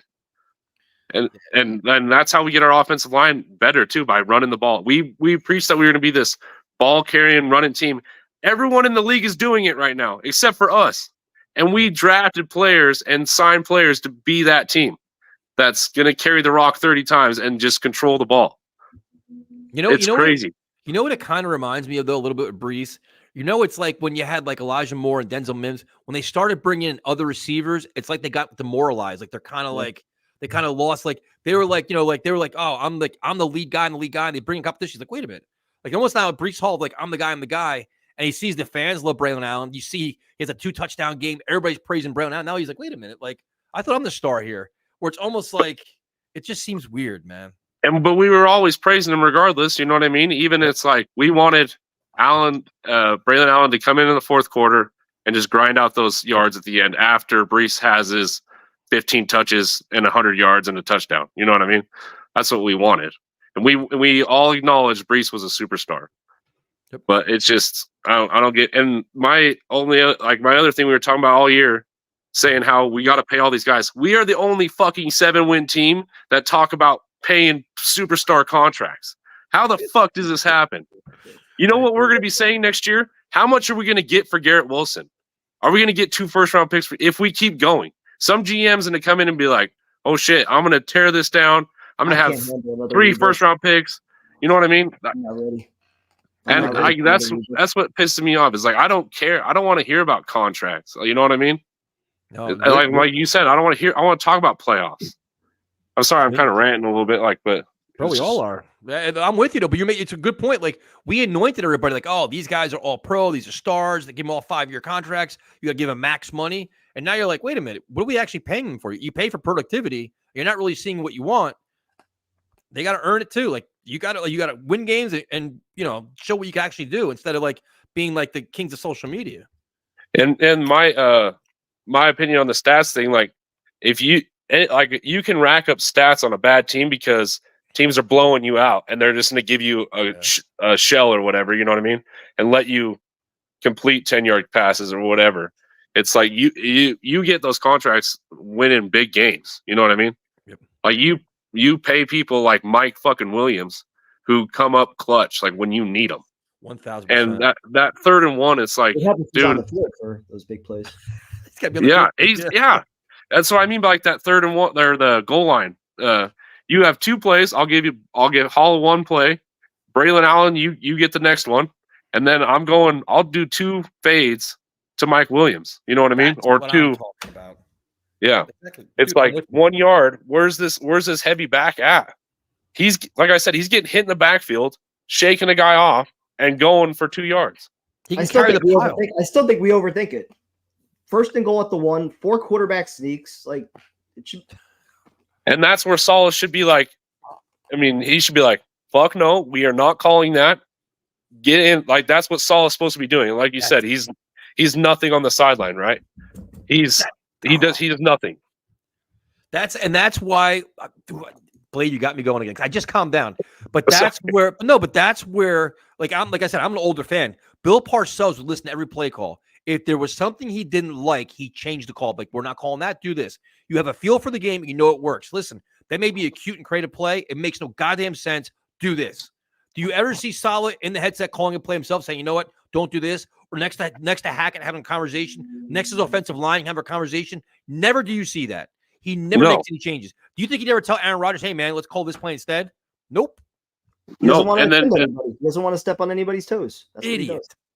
And that's like the same with not benching Hall. He doesn't want to make him feel bad. You know, he'd rather protect He didn't want to bench Zach Wilson last year. He didn't want to bring in another quarterback to hurt Zach Wilson's feelings last year. That's their culture. That's their Yeah. this players only culture. That's not a winning culture. It's just not. Yeah. But where do we go from here? Like, I don't think firing Saleh, even if we fired Saleh 2-3 games from now, it's hard for a coach to come in and make the playoffs. It's rare. You know what I mean? It's happened. Wait, hold on. Time out. When the Raiders fired what's his face, Josh McDaniels, Antonio Pierce came in and changed that team around pretty quickly, and that's with fucking no quarterback. You tell me that you make Ulbrich the coach, you can't turn things around quickly with Aaron Rodgers? Who's running the offense? Downing, demote Hackett. But then it's just a mess. You got a pissed off Rodgers, right? It's I don't know. I'm not so sure about that, dude. Because if you're selling, Rodgers would have to actually buy into it. That's where the move would have to come from. But that's where if you have a conversation with him, like, listen, we don't like the way things are running right now. He's like, you know what? I agree with you. Okay, here's our choice of cleaning this up. Instead of you're not gonna go get Vrabel this year. You get him in the offseason. You have all in-house Ron Middleton, another guy. Ron Middleton's very respected as well. If Aaron Rodgers buys in and says, you know what, I agree with you, this isn't working, a new voice may help more quicker than sooner than later. Do it. You make Aaron Rodgers a part of the solution. Yeah, you make him a part of the solution. As long as he buys in, that's the only way you can do it. Do you think you saw how pissed off he was last night? Do you think he wants to be in the New York market with what shitty Jet team? He doesn't want to deal with this for another 2 months. I think he underestimated how hard it's going to be turning this place around, dude. We got some juju here. Like, we got some ghosts in the locker room. You know what I mean? Yep. Like, we got to burn some sage in there or something. It's going to be. We need the ghost this week with Darnold. Yeah. Yeah, I don't know, dude. It's crazy. I don't know where we go, and I don't know how long. I don't know how long you give Saleh. Like, I don't necessarily agree firing him next week, but I don't agree giving him 12 games. And like, do we really expect this team's going to come out in London and perform? I think they will. I don't. You think they're going to bounce back prime time? When we write them off, they're going to show up, and then once we start buying in again, that's what. This is prime time's last stand. I know this prime time. This is prime time's last stand. If they lose to the Vikings, he's going to be off the rails. He's going to be just like last year. Boop, down he goes. This is your last day. This is his last glimmer of hope and belief right here. I don't know if the Viking game would do that to me. I think once they get that fourth loss, if it's the Steelers or the Bills, and they're sitting at like 2-4, 3-4, that's probably where I'll completely. I'm right with it. I'm on the outside, and I think Saleh's got to earn my trust back. I agree. Like, I'm fences up. I'm on defense right now. So, Blade, good talking to you, man. Yeah, thanks for having me on, boys. Have a good night. Yeah. Got some angry callers tonight, boy. Woof. Blade coming in with some heat after him. They broke after him. Bubs with his angriest call as a caller of the show. Calls we've had to start a show. Dude, it's just, and they're all facts. And I just like that you're trying to buy in. You're trying so hard to just continue your belief in this team. I love it. I literally just watched it happen for 6 months with the Mets. They started 0-5. They were 11 games under 500. Everybody wrote them off. They got off to their slow start. They changed the manager. And then they were the best team in baseball for the last 3 months, or the last 4 months. So, but they need the new manager to get them going. That's what it was. That's the change. Well, he was the same manager at the start of the year. But he learned. Saleh's not new. We already know what he is. Well, now he's got his quarterback. Let's see if he adapts. So you're saying we need a song? We might need a song. not gonna be. Oh my god, I can tell you that much. Could bring Holy back shit. Le'Veon Bell. He's doing his rap thing now. All right, we continue. Grumpy old Jets fan, what's up, man? You got me. I'm a new guy, and I apologize for the backdrop, and my voice is probably gone No, you're after good. Sunday. Oh, Man, good. was I yelling. You went My to the bird game? was- You went to the game? No, I was home, but my bird was my bird was hiding in its cage and stuff because I was yelling with every misplay and everything else. I agree totally with all of you. It's Saleh. It is. When you got this, they've got too much talent not to be. You can't make excuses. They've got the talent. And if you watch this game, it's exactly what I was afraid was going to happen. They came out flat. They came out uncoordinated.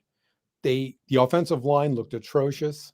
Yep. Now you can say Denver had a good defense, and they probably had the best defense they faced. San Francisco, I know, has a great defense, but San Francisco hasn't been that great this year. So it's like they had to face a great defense, and they fell apart, is what it boils down to. I mean, Rodgers getting sacked 5 times and hit 14 at 40. Yeah. This is insane. I mean, Rodgers may just do this for health reasons. He may just walk away, and I couldn't blame him. I don't think he will because he's not that weak a person. Yeah. But man, if he feels like that, I think if he's going to get fired, it's going to be because of Rodgers. He's going to go into Woody and say, get rid of this clown. This is ridiculous. I'm not going to face this. I'm going to quit. I'm going to say why. And Woody's not going to want to look like a clown, and he would. Yep. Imagine if Rodgers walked I away. think you're totally right. That's the only way any major changes are going to happen is if it ultimately comes from Aaron Rodgers. It definitely does. And he's going to have to because nobody else is going to. What's really pissing me off is people around the team are making excuses for Saleh. I mean, one of the worst ones. I understand they work for the team. I was listening to the post game I was going to get pizza last night. Me too. And Greg Buttle gets on there, right? So there was a fan going off on Saleh. The guy was great. Yep, he was. And Buttle's response, he came back with the worst fucking cliche I've ever heard. I've heard it before. Coaches coach and players play. Yep. And Bill Parcells says that if players don't play well, it's on them. That is the biggest crock of bullshit. First of all, I think Parcells would disagree. And secondly, that's horseshit. There's a reason we pay coaches. If otherwise, why do we have coaches? Well, You remember, either coach it or you allow it to happen. That's Yep. what I always Why do you have coaches? I mean, why? And that's the problem. A coach, there are a lot of things. You know, I'm not a sports guy. I've played sports, but I'm not a sports guy. I was never a sports coach, but I've managed people, I've led people. And you know, it's not different. I mean, when you're a coach, you're leading people. And remember remember what he said though. He says his job is not to motivate the players. Well, that's Saleh said right that. off the bat. That's right off the bat when he said that. And where Saleh's coming from, I know where he's coming from. It's a kind of I'm not saying it's coming from there. There's a thing, it's like a Buddhist thing where self-enlightenment, that person has to find their own enlightenment. And your job there is just to help guide them or to help them understand that they have questions. And that's Saleh's approach. You can't do that. You've got to know that they even care. You know, I know it's going to sound weird, guys. I apologize, but I have a background in my master's in management. You take organizational behavior. Yep. There's a famous case study. What the hell was the name of it now? The Hawthorne Gas Works, 19th century. And it was a place where they produced coal gas to use for lighting back there and that stuff. They did an experiment there. They kept doing things like they changed the lighting, they changed the arrangement of the furniture, they repainted the place.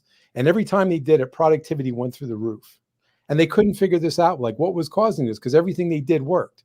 Mm-hmm. And then some bright person figured out it was because they knew that somebody cared and was paying attention to them. There you go. And that's the thing with coaching. If you don't do that, you don't have to be, I mean, I'd love to see a Martinet in there. I'd love to see someone ripping them apart. Yep. I love that style of coaching. It's fun. But the point is, if you sit back and don't do anything, they're not going to come to their own enlightenment. Yes, players are proud. They want to play well. There's no doubt about it. And, you know, you don't want to ruin somebody. You don't want to denigrate them unless you have to. There are coaches that do that. I don't agree with it. But on the other hand, man, you got to make it. You got to make it. Well, I think they're too complacent. They're used to losing. They justify losing, and there's no repercussions for doing anything poorly. It's a culture of excuses. I mean, that's the other thing with the Jets. There's always excuses. And, you know, I was sitting here thinking, I honestly, at the beginning of the season, I know people were saying 13-4, you know, 14-3 were great and everything else. And I sat there and thought 9-8 or 8-9. And I'll tell you right now, it's because of that. This game is proof of it. Yep. You've got to have consistency. You've got to go out there every game like you want to go stomp the hell out of them. Yep. If you don't, you're going to lose. There's no consistency. There's no idea of that. And that comes from the coaching, that the demands are there. Players love, players really want to win. There's no doubt. And Rodgers certainly does. And again, beginning of the season, what we were all saying, well, Rodgers will transcend the coaching staff. We'll make sure Saleh does whatever.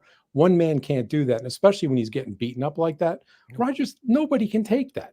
But he's got to overcome this culture that's already established, though. There's and that's the problem. There's no fear. He can't, because he's fighting Saleh. So if he goes in and yells at a player, the player's going to sit there, and look. And then Saleh's going to be like, oh, don't worry about it. Aaron's just a little bit mad. Don't worry about it. Yep. Instead of saying, he's right. You acted like a fucking buffoon out there. Yep. And some of these mistakes I saw, I agree, players do want to be coached. And they want to be rewarded. They want to be praised if they do something good. But you know what? They feel great when they catch something. When, Lazard caught that ball and did his idiotic gun thing or whatever. I mean, it's a stupid penalty. Yep. But you know what? On the other hand, I'd also sit and say, hey, Chief, what the hell did you actually do? You made a catch. Great. That's one stupid catch. You haven't done anything. You haven't won the game yet. Celebrate when you win the game. Yep. But it's so mind-bogglingly stupid. And it goes against everything I've ever seen. And this is what Saleh's been. And it's the same excuses. Oh, we're going to fix this. Well, you know what? You're not going to fix it if you don't address it. You're not going to fix it if you get in there and start working with people. You guys have been around the Jets. I've been around them for 56 years, unfortunately. But I've been to the training camps. You remember when whatchamacallit was the special teams guy? Boyer? Westhoff. Yeah. My memory for names. Mike Westhoff, right?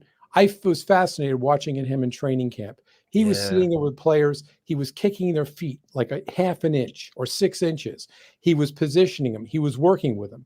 And you know who else was like that? He was a nut job, but he was doing that too. Whatchamacallit, Williams, the defensive coordinator. He was Greg Williams. Yeah. Greg Williams was doing that. The other guy that was Herm Edwards, crazy defense coordinator. But it's attention to detail. Like I was there for the Parcells days when they were at Hofstra. I went to all the practice when Parcells was there. The attention to detail. He let nothing slide. To the point where it's like the punt return, drop the punt, do it again. Like every little thing over and over. He didn't give a shit how repetitive it was. Keep doing it until it's perfect. Period. And the kind of attitude. It's the same way with Saleh. Well, it's okay. Or, oh, we've got a lead. Hey, that's really great. We've got a lead. No, man, you stomp it. I was mad at the New England game. A lot of people were saying, well, we really kicked the shit out of him. No, we didn't. We should have. Because he kicked field goals. Yep. That game should have been 50-something to nothing. If that was Bill Belichick or anything else, it would have been 50-something to nothing. And, people get mad about Belichick. He's not wrong. You keep playing to the whistle because you don't know. And this is also how you keep momentum. You keep it in your head. And I was just thinking about it. I'm one of those people. I'm very fond of Army football, and Jeff Monken, whose brother is the offensive coordinator with the Ravens. There's a funny story with him. Jeff Monken, right? The guy, I was at the game a couple of weeks ago. They were kicking the crap out of Rice, not surprisingly. And a guy got a motion penalty. And it was an unarmed move, but they were up 3 scores. I mean, they were handily winning the game. The guy came to the sideline, tried to duck the coaches. He couldn't dunk Monken, and Monken spent 5 minutes yelling at him. Yep. There was another game I saw. It was an Army game we watched on TV, right? They were winning by 3 scores towards the end of the half. They got down to a 4th and goal, or like they were 1st and goal from the 2-yard line. On 4th and goal from the 1, they couldn't score. Now, remember, they're winning by 3 touchdowns, and they were wiping the other team out. So the woman that's like the halftime reporter goes over and talks to him. He goes, that's the worst fucking effort I ever saw. Those guys, I can't believe it. No effort, no trying, no discipline. It was friggin' horrible. Wait till I get in the fucking locker room because I'm going to rip them apart. And you knew he was going to do it. But that's the standard, though. But the Jets talk about their standard. Oh, we have our standard. That what you're talking about with Monken is a standard. The Jets don't have no standard. The standard is complacency. You're going to see something. In a couple of weeks, Army's playing Notre Dame. I don't think they're going to win. They can't pass. They played a read up. But you know what? Army, a couple of years ago, they came like within a whisker of beating Oklahoma with Kyler Murray and beating Michigan. They had went into overtime, and Army with a read option, you're not going to win in that stupid college overtime rules. But the point was, that's the way they play. They play every down. They play everything with everything. Now, I know it's Army. I understand it's different. It's a different thing. It's not pro ball where you have a bunch of arrogant assholes. But you know what? It's there. And I was watching last night. I was watching the Ravens game. So his brother's the offensive coordinator with the Ravens. They happen to have a thing in that they were looking at the press box where the guy was, or the box where the coaches are. And one of the offensive linemen pulled something really stupid on the Ravens. I don't remember if it was a motion, a holding, something like that. And I was reading Monken's lips, and let me tell you something. He's like his brother. Yep. And you can bet he'd go after that guy and say, "What were you doing?" Yep. So this, you need. What's crazy though is we see more of that from the assistant coaches on the Jets than we do from Saleh at any point. Well, that's the thing you do, and He's that scared I to think do there's that. He some doesn't good want to coaches offend there. anybody. Honestly, if you ask me who I think they should make the head coach if Saleh gets fired, which, by the way, I don't think he's going to be fired in season. I wish he would be. I don't care how bad he does. If he comes out 9-8, Woody's going to say we had a winning season. Oh, Jesus Christ. Because it comes from him. It comes from him. It really does. Or it's better than last year, and we're building for a future, which is horseshit, not after 4 years. But it's like, if I was going to say, I would say either I'm very fond of special teams coaches as head coaches. I happen to feel they do very well. But either Boyer or Middleton. Yep. Middleton, the players really respect from, and he's an offensive guy and everything else. So either one of those guys would make, and they know the system. You're not going to change it. If you're going to I agree. Demote Hackett.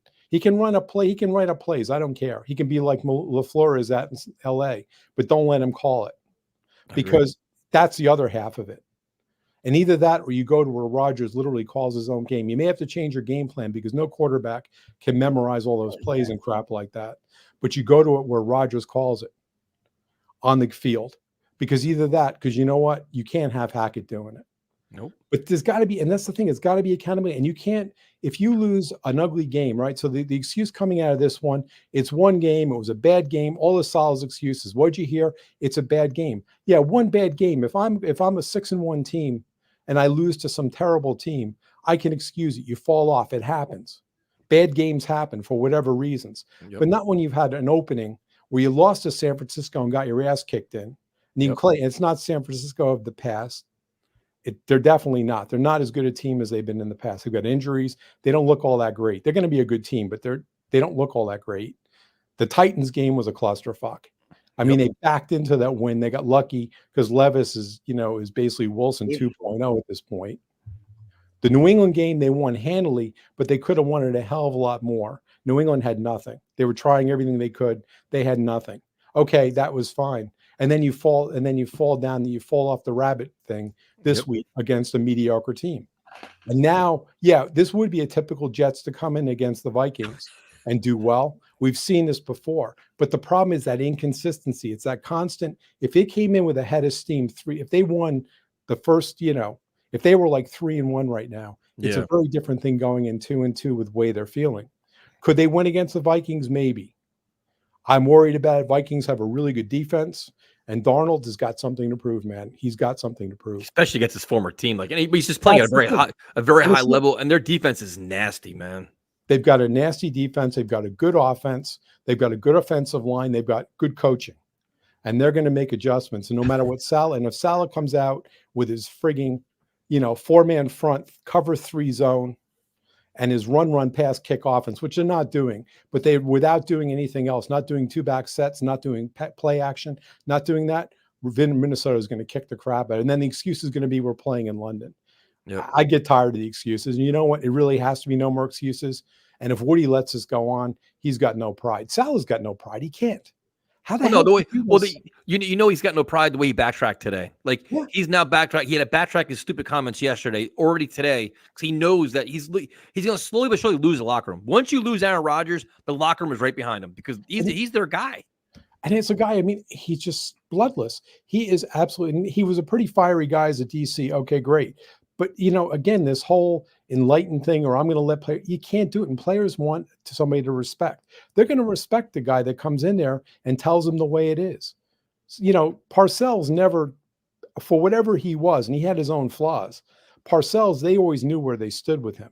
But no, Parcells, you knew they're going to be physical, they're going to be in shape, they're going to be disciplined, and you're getting max effort. And if you didn't get that, they're getting benched. Period. Yeah, and that's the thing. They knew it. The players knew it. And they knew if they got benched, there was a reason. And I'm going to finish. I know I've been on for a while, but there's another story. It's from the 68 season. It's a known story, but I think it's really important. So in the 68 season, Namath came out. He was throwing the ball all over the place. and he kept getting picked. He had a couple of games where he had 5 interception games against Buffalo, and I'm trying to remember who the other team was. I was a kid at the time. I mean, I don't really remember. But anyhow, he had 2 really bad games. And one of the reasons he was doing that in 67, when he threw for 4,000 yards, they had no running game. Snell and Boozer were both hurt. 68, they were perfectly healthy, and they were good. And basically, Weeb Eubank, and he knew what he was doing because Weeb knew it would be unpopular. Because Namath was very popular with the press. He was very popular with fans, the whole 9 yards, right? And he basically told Namath that he's going to bench him. And he would have done it. Eubank wasn't fooling around. They had another guy behind him that wasn't that bad. He said, I'm going to bench you because you take what the defense can give you. What the hell are you doing? You don't have to put it on your shoulders. Right. And Namath admitted later on, he said he was fully right. And that's exactly what they did. From then on, he still threw, but he didn't have to. They could run the ball. And actually, the Super Bowl, they ran the ball, man. They had a great defense. They took what the defense would give them, and they won the damn Super Bowl. And he gives Eubank all the credit in the world. And Eubank was willing to. That was a big deal. To bench Namath, that was a big deal. Saleh was scared to bench freaking Zach Wilson. He's afraid to ruin their ego. That's the other thing. Yep. The thing with Breece Hall, that thing with that goal line, that was purely Hall's ego. Yep. That he didn't want Allen scoring a touchdown because it would hurt his ego. Now, you know what? First of all, I would tell Hall, hey, get over it. You're not having a good game. It's fine. People don't have good games. And if it happens, it happens. You want to win the game. That's the whole point. It's a team. You want to win the game. It's not about your ego. It's not about 100%. Your stats. I mean, look what's going on with Buffalo with Diggs gone. That's part of what they think is happening there. It's true. Allen said it's fun. That, I'm having fun. I can spread the ball. Now, they didn't play very well against the Ravens. The Ravens had their numbers, but the point is, Buffalo's not always going to be like that. But the thing was, by not having that, I need the ball. I want the ball. You know what? You don't need it. No, it's just you do what's best for the team, and you can't worry about egos, contracts, and like that. You say, listen, this is it, Breece. We have to win. That's what we have to do. When Randy Moss was in New England, I remember he told this story, not me, right? And he told the story. He said that Belichick told him, you know what? I know you're great, but this is a team up here. And, he basically told him, I'm not going to stand for any of your shit. You get thrown to, you'll have a good year. And he did. He had a really good year. He and Brady got along great together. But he also threw to other people because that wasn't the New England system. And he was fine with it. But that's the culture, though. They had a winning culture where nobody would take shit. The culture here is justify losing, justify poor performances, and if you do bad things, don't worry about it. Like everybody's way too comfortable. And but dude, thanks for calling in, man. This was an incredible call. Well, I'm glad it was good because I said it was my first one, but it's just like, it was really motivated after this one. I'm really hoping for the best. I hope they come out and they wake up, but I'm really worried. They've got tough games coming up, and it's very easy to win one of those and then have a big left down and say, oh, we're so great. And then the next week you get your ass kicked in, and they've got teams that can kick it. No, Pittsburgh is not the greatest team in the league, but they're a tough team. That Tomlin's tough. They've got a half field. Dude, like Primetime said, I assume nothing now. Every game right now is a tough one because with this coaching staff, you never know what you have to. I knew this one was going to be. And it's just like, this is the nature of it. It'll be interesting to see how it goes, but that's my thought of it. It is definitely Saleh, in my opinion. It comes right from him. And have a great night, man. Got to change. It's a great call. Have a great night, man. You too. Good night. Thanks. Dude, he dropped some fire. Tons of knowledge. I learned some things on that one. So now we're going from learning some things to not learning anything. How do I follow that up? Good luck, man. We're so back. It's so over. So now you were right, weren't you? Right? No, I didn't say that. Someone else said that. I was repeating that in the chat. Somebody in the beginning said 9-6 Broncos. So how you doing, man? Well, good. First of all, I was under a special request to bring back the green screen, and I think this is pretty appropriate. We're back. We're back. It's like we never left. Back again? We're back. September 30th. Listen, have you seen Jaden Milroe? Was it Jaden Milroe? Have you seen Milroe in that Alabama game? The future. In all seriousness, though. Oh, my God. We're 2 years away from March Manning. That's where. Yeah, that's true. March Manning. He'll stay in school like his father did. Go through that again? Oh. Yeah. Okay. Positives. AVT didn't get hurt this time. That was good. He also gave a terrible take that they played great, and he gave max effort. That was terrible. Yeah, that's about it. There's definitely another one, but it's not hidden right now. Yeah, I mean, what else is there to say that hasn't been said? 1st and goal at the 1. I mean, that's just unbelievable. The one thing I would like to say is I'm fine with Brees getting the ball on 1st down. He's the number 1 running back. You give him his shot. You give him his chance. He literally the door got slammed shut on him at the 1-yard line. That's when you make the move. That's when you have to switch over and say, okay. Or that could have been the run that Braylon Allen would have ran somebody over and got the ball in. Exactly. And then second down, they try it again. Doesn't work. And then, and then you know what happens from there. But it's like Allen should have been in on 2nd down, and that's where I can't stand it. I could see, though, the coaching staff saying, okay, this is our number 1 guy. We have to get something going with him, whatever, on 1st down. That's fine. Then the other part that I was upset with Allen, which is debatable again, but it's fine. On 3rd and 6 at the last moment of the game, you could just get like 5 yards up the middle with Allen. And then that would be easier field goal. It would have been 45 yards. No guarantees there. And I understand, if you get the 1st down, you could bring the clock all the way down. But, I mean, the way they're handling this, there's just no confidence. It's just wasted chances. And that's the thing that just drives me nuts. We would be in 1st place in the AFC East if we won that game. Wasted chances. Unreal. And I don't know. What does Saleh do as a head coach that gives you any confidence that he's going to turn this around? He doesn't call plays. He's horrible with time management, as we learned. The other positive, we kept all 3 timeouts in the 2nd quarter. Yeah. That gave us the 2nd chance there. I mean, we haven't even talked about settling for the field goal at the end of the 1st half. He ran the ball on, what was it, 3rd and 13? Yeah. I mean, the only thing he does is motivate them, which a social media manager could do. So why don't we just hire him? I mean, what are we doing? Not so sure he motivated him yesterday, man. They came out kind of sluggish as hell yesterday. Oh no, he only motivates them when they're doing well. Yeah.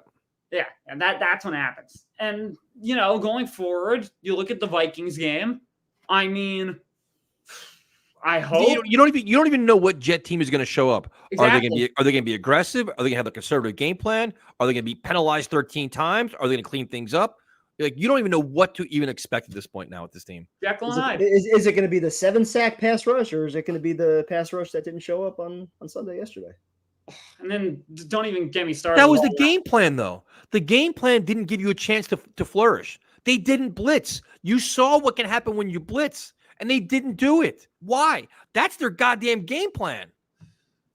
And everybody they don't blitz when they don't have, like, the other team doesn't have a quarterback. Now you're going to blitz where you could say what you want about Sam Darnold. They at least have a passing game. Dude, they asked Saleh this question. Was it last year about adjusting his defense? And he said, "We're confident in what our scheme could do. We know what our scheme does. We don't need to adjust it. It's like we could put guys in position to succeed. They succeed." Remember, Prime he said that? He said, "This is this is what we do." What the fuck do? You melt in the 4th quarter? Arrogance. You don't adjust? The entire NFL is about adjusting in game. They don't do it. No, they wait till the 2nd half, till halftime. Get a nice little cocoa in the locker room. I mean, it was raining outside. I'm not sure if you knew that. Just a little. It's not like it rained the day before, or you live here all year. But it did rain. It was a heavy ball. Yeah, ball was heavy. It's not like the NBC or CBS showed the ball wrapped up in towels in between the things. It was heavy. They act like rain's like a foreign substance. Like, oh my God, for the first time in 75 years, it rained. Can you believe we played in rain? Rain. Snow in Miami. This is next level. They were saying it was like a light drizzle anyway. It was a light drizzle. It's goddamn football. I mean, I was seriously. Do we listen to what we're talking about? We're listening to a coach say we got to deal with rain. A team that plays in New Jersey outside. They act like they're a dome team that just finally moved. Like, what are we talking about here? I was at the Yankee game Saturday. Same weather. Paul Skeens 102. Like, it doesn't matter. What are we doing? What are we talking about? Oh, it slipped out of his hand on that one for Rodgers. I mean, And you know So what? ridiculous. Just to get all the frustration. Oh no, I had a photo of the first and goal at the 1, but it's lost. It's lost to history. We're staying with the tank. It's just unreal that we're at this point. And going into it at this point, what I'm thinking right now with Saleh, I mean, obviously we know he's not a good coach. Yep. He should probably be fired. Yep. But like this is the last stand. He should I want him fired. A lot of people here want him fired, but I can understand the process of letting him stay for one more week. But if he loses to Sam Darnold and the Vikings, or like Tyson said, if it's not even close, this Woody Johnson, I don't know what he would be doing in this scenario. He put in all that money with Rodgers, all the guaranteed money. Yep. And it's just like, he's just fine. I guess when you Johnson & Johnson, you're fine just using it as tissues at this point. Yep. But I don't know. I really don't know. I wish I knew. I guess we all know. But we're delaying the inevitable. It's not a matter of if, it's a matter of when. That's what he's going to be fired at some point. It's just a matter of when it's going to happen. We're in circles. I know you guys are probably getting burnt out at this stream. I'm sure there's other people calling. I'm not going to say the same thing over and over again, but just. So now, let me just clarify. No vacuums tonight? You know where it didn't move. It didn't move. Did you see vacuum prime time? I didn't see it. It's in the counter. I can bring it out. You want the vacuum? We'll get the regimen in. You're known as vacuum man. Okay, here we go. Holy. Here, right. Wait. JETS. There we go. This is where we're at now. Prime time. September 30th, prime time. Jets yesterday. Okay. Keep calm. We got this. Have a good night, man. See you guys. Have a good night. This is what we've come down to, man. This is an all-time stream. The 4th game we've done this shit. I can't believe we're fucking here. I can't believe we're here. I cannot believe it. And I have the sad thing is I have so much anger inside of me. I can't let it go. Like I'm just so because it's like our last chance to win a Super Bowl this year because we're not gonna do it anytime without we have Rodgers. Yeah, I'm starting to think you're right about that because I've been going back at you with this, about Rodgers coming back next year. I figured it was a given that he was going to give the Jets 2 years on the field, and the way this season's going, if it continues down this path, he's either going to retire or he's going to be playing somewhere else next year. Especially if the Jets are looking for another coach. He looks like he was demoralized yesterday. He's battered and beaten. You see the incompetence. You got to deal with the media, the fans, all this shit. Like, bro, I have all the money in the world. I don't need this anymore. Like, you know what I mean? Like, he's just gonna be like, no, I'm good. I came back from the injury. I still played well. I'm out. But that could be the one thing that maybe brings about some change. If it's ultimately going to come from him that gets Saleh fired.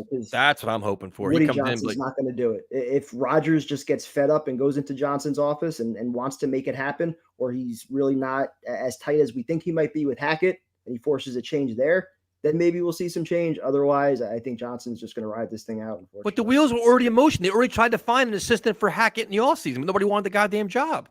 An assistant, yeah. Or consultant or whatever they wanted to look at this offense. So there's already not somebody that was going to replace Hackett, though. But the fact that they're willing to have another person in the room, Rodgers had to concede to that. He had to have. That's right. That was probably honestly all just like PR stuff to appease the fans, quiet some of the blowback from last year. I mean, nobody cared at that point. We looked. I don't know.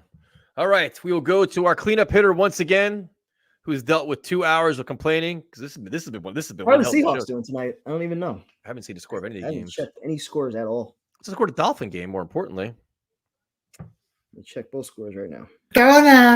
What's up, Jose? Fuck, my guys. Oh, you guys are all right. It's only 21-14. Yeah, but can you fucking learn how to tackle? Jesus. Thank you. Excuse me. Hey guys. How you doing, man? Dolphins are losing too. My bad. But I know that's too hot. The Dolphins are losing 19-6. Yes, they are. Nick Folk with 4 field goals. My guy. Yes, sir. What the fuck happened yesterday? Still trying to figure that out. I have no idea, man. I have no idea. And why the fuck does Robert Thomas still have a job? Because Primetime loves him. The only one that's trying to save him is prime time. I'm not even trying to save him. I just can't fire him after week 4. Like, go back and listen to last week's stream. We're gonna go one game after that and say, all right, you're out. Like, Tyson, out. I have a question. Yes, sir. You would know better than me. Uh-oh. This future Hall of Famer Pete Carroll lost the whole season when he was with the Jets. Did he lost the whole? He got fired for rich coat type. Did he lost the whole season? Well, he lost after the fake spike game. The season just completely spiraled out of control. So the answer is no. And they lost a lot of games to end the season. So why can't you fire Saleh now? I agree. Dude, I just talked about it. Look at Josh McDaniels last year. They fired him. Antonio Pierce came in, the team turned around. And Woody Johnson's never done it midseason. Well, then Woody Johnson needs to grow the fuck up and figure it out. The balls to make a move like that. Everybody threw a parade when McDaniel got fired. Except Jimmy Garoppolo, but that's another story. Yes, and to answer this, I would love Vrabel, but I don't think they're going to go for a Vrabel midseason. They'll give it to Ulbrich, give it to Middleton, something like that, and they get Vrabel in the offseason. That's all. PT, what's up? I have to say this. Say it. And these words taste like vinegar coming out of my mouth. Uh-oh. Congrats to your nuts. There you go. Thank you, man. I appreciate that. God, I hate it. Wait, give me a fantasy football update. What's going up there? Don't ask. Primetime loss. You lost Cassandra? Well, no, we don't play for another few weeks. But I pretty much had to punt this week because I got Devontae Smith out, I got Debo out, or actually he played a little bit. Who else do I have that's out? I got like 4 or 5 guys that are all out. So McCaffrey's still done, Pacheco's still out. Like my whole team's. I think I got my first win. There you go. Congratulations. You're doing better than Saleh. Tomorrow I will be live with the Bucks at 5 Eastern. Be live with Bubs? Yeah. Nice. Look at you making moves. Check that out. And with that, I'm gone. Have a good night, guys. You too, man. Good night, man. How? Right. Prime time. We went over 2 hours for the first time this year, but I kind of expected that. That was interesting. When shit goes bad, this is what we do. This is why they tune in. So I can't wait for your video after this. Now you got a nice little teaser in there. I can't. Dude, I am so amped up about this shit. I'm so pissed off. I won't sleep tonight. I'm annoyed. I'm literally annoyed. And watching his press conference today just pissed me off to no end. That was me last night tallying up all the 3rd and 4th and 1 plays that I was doing.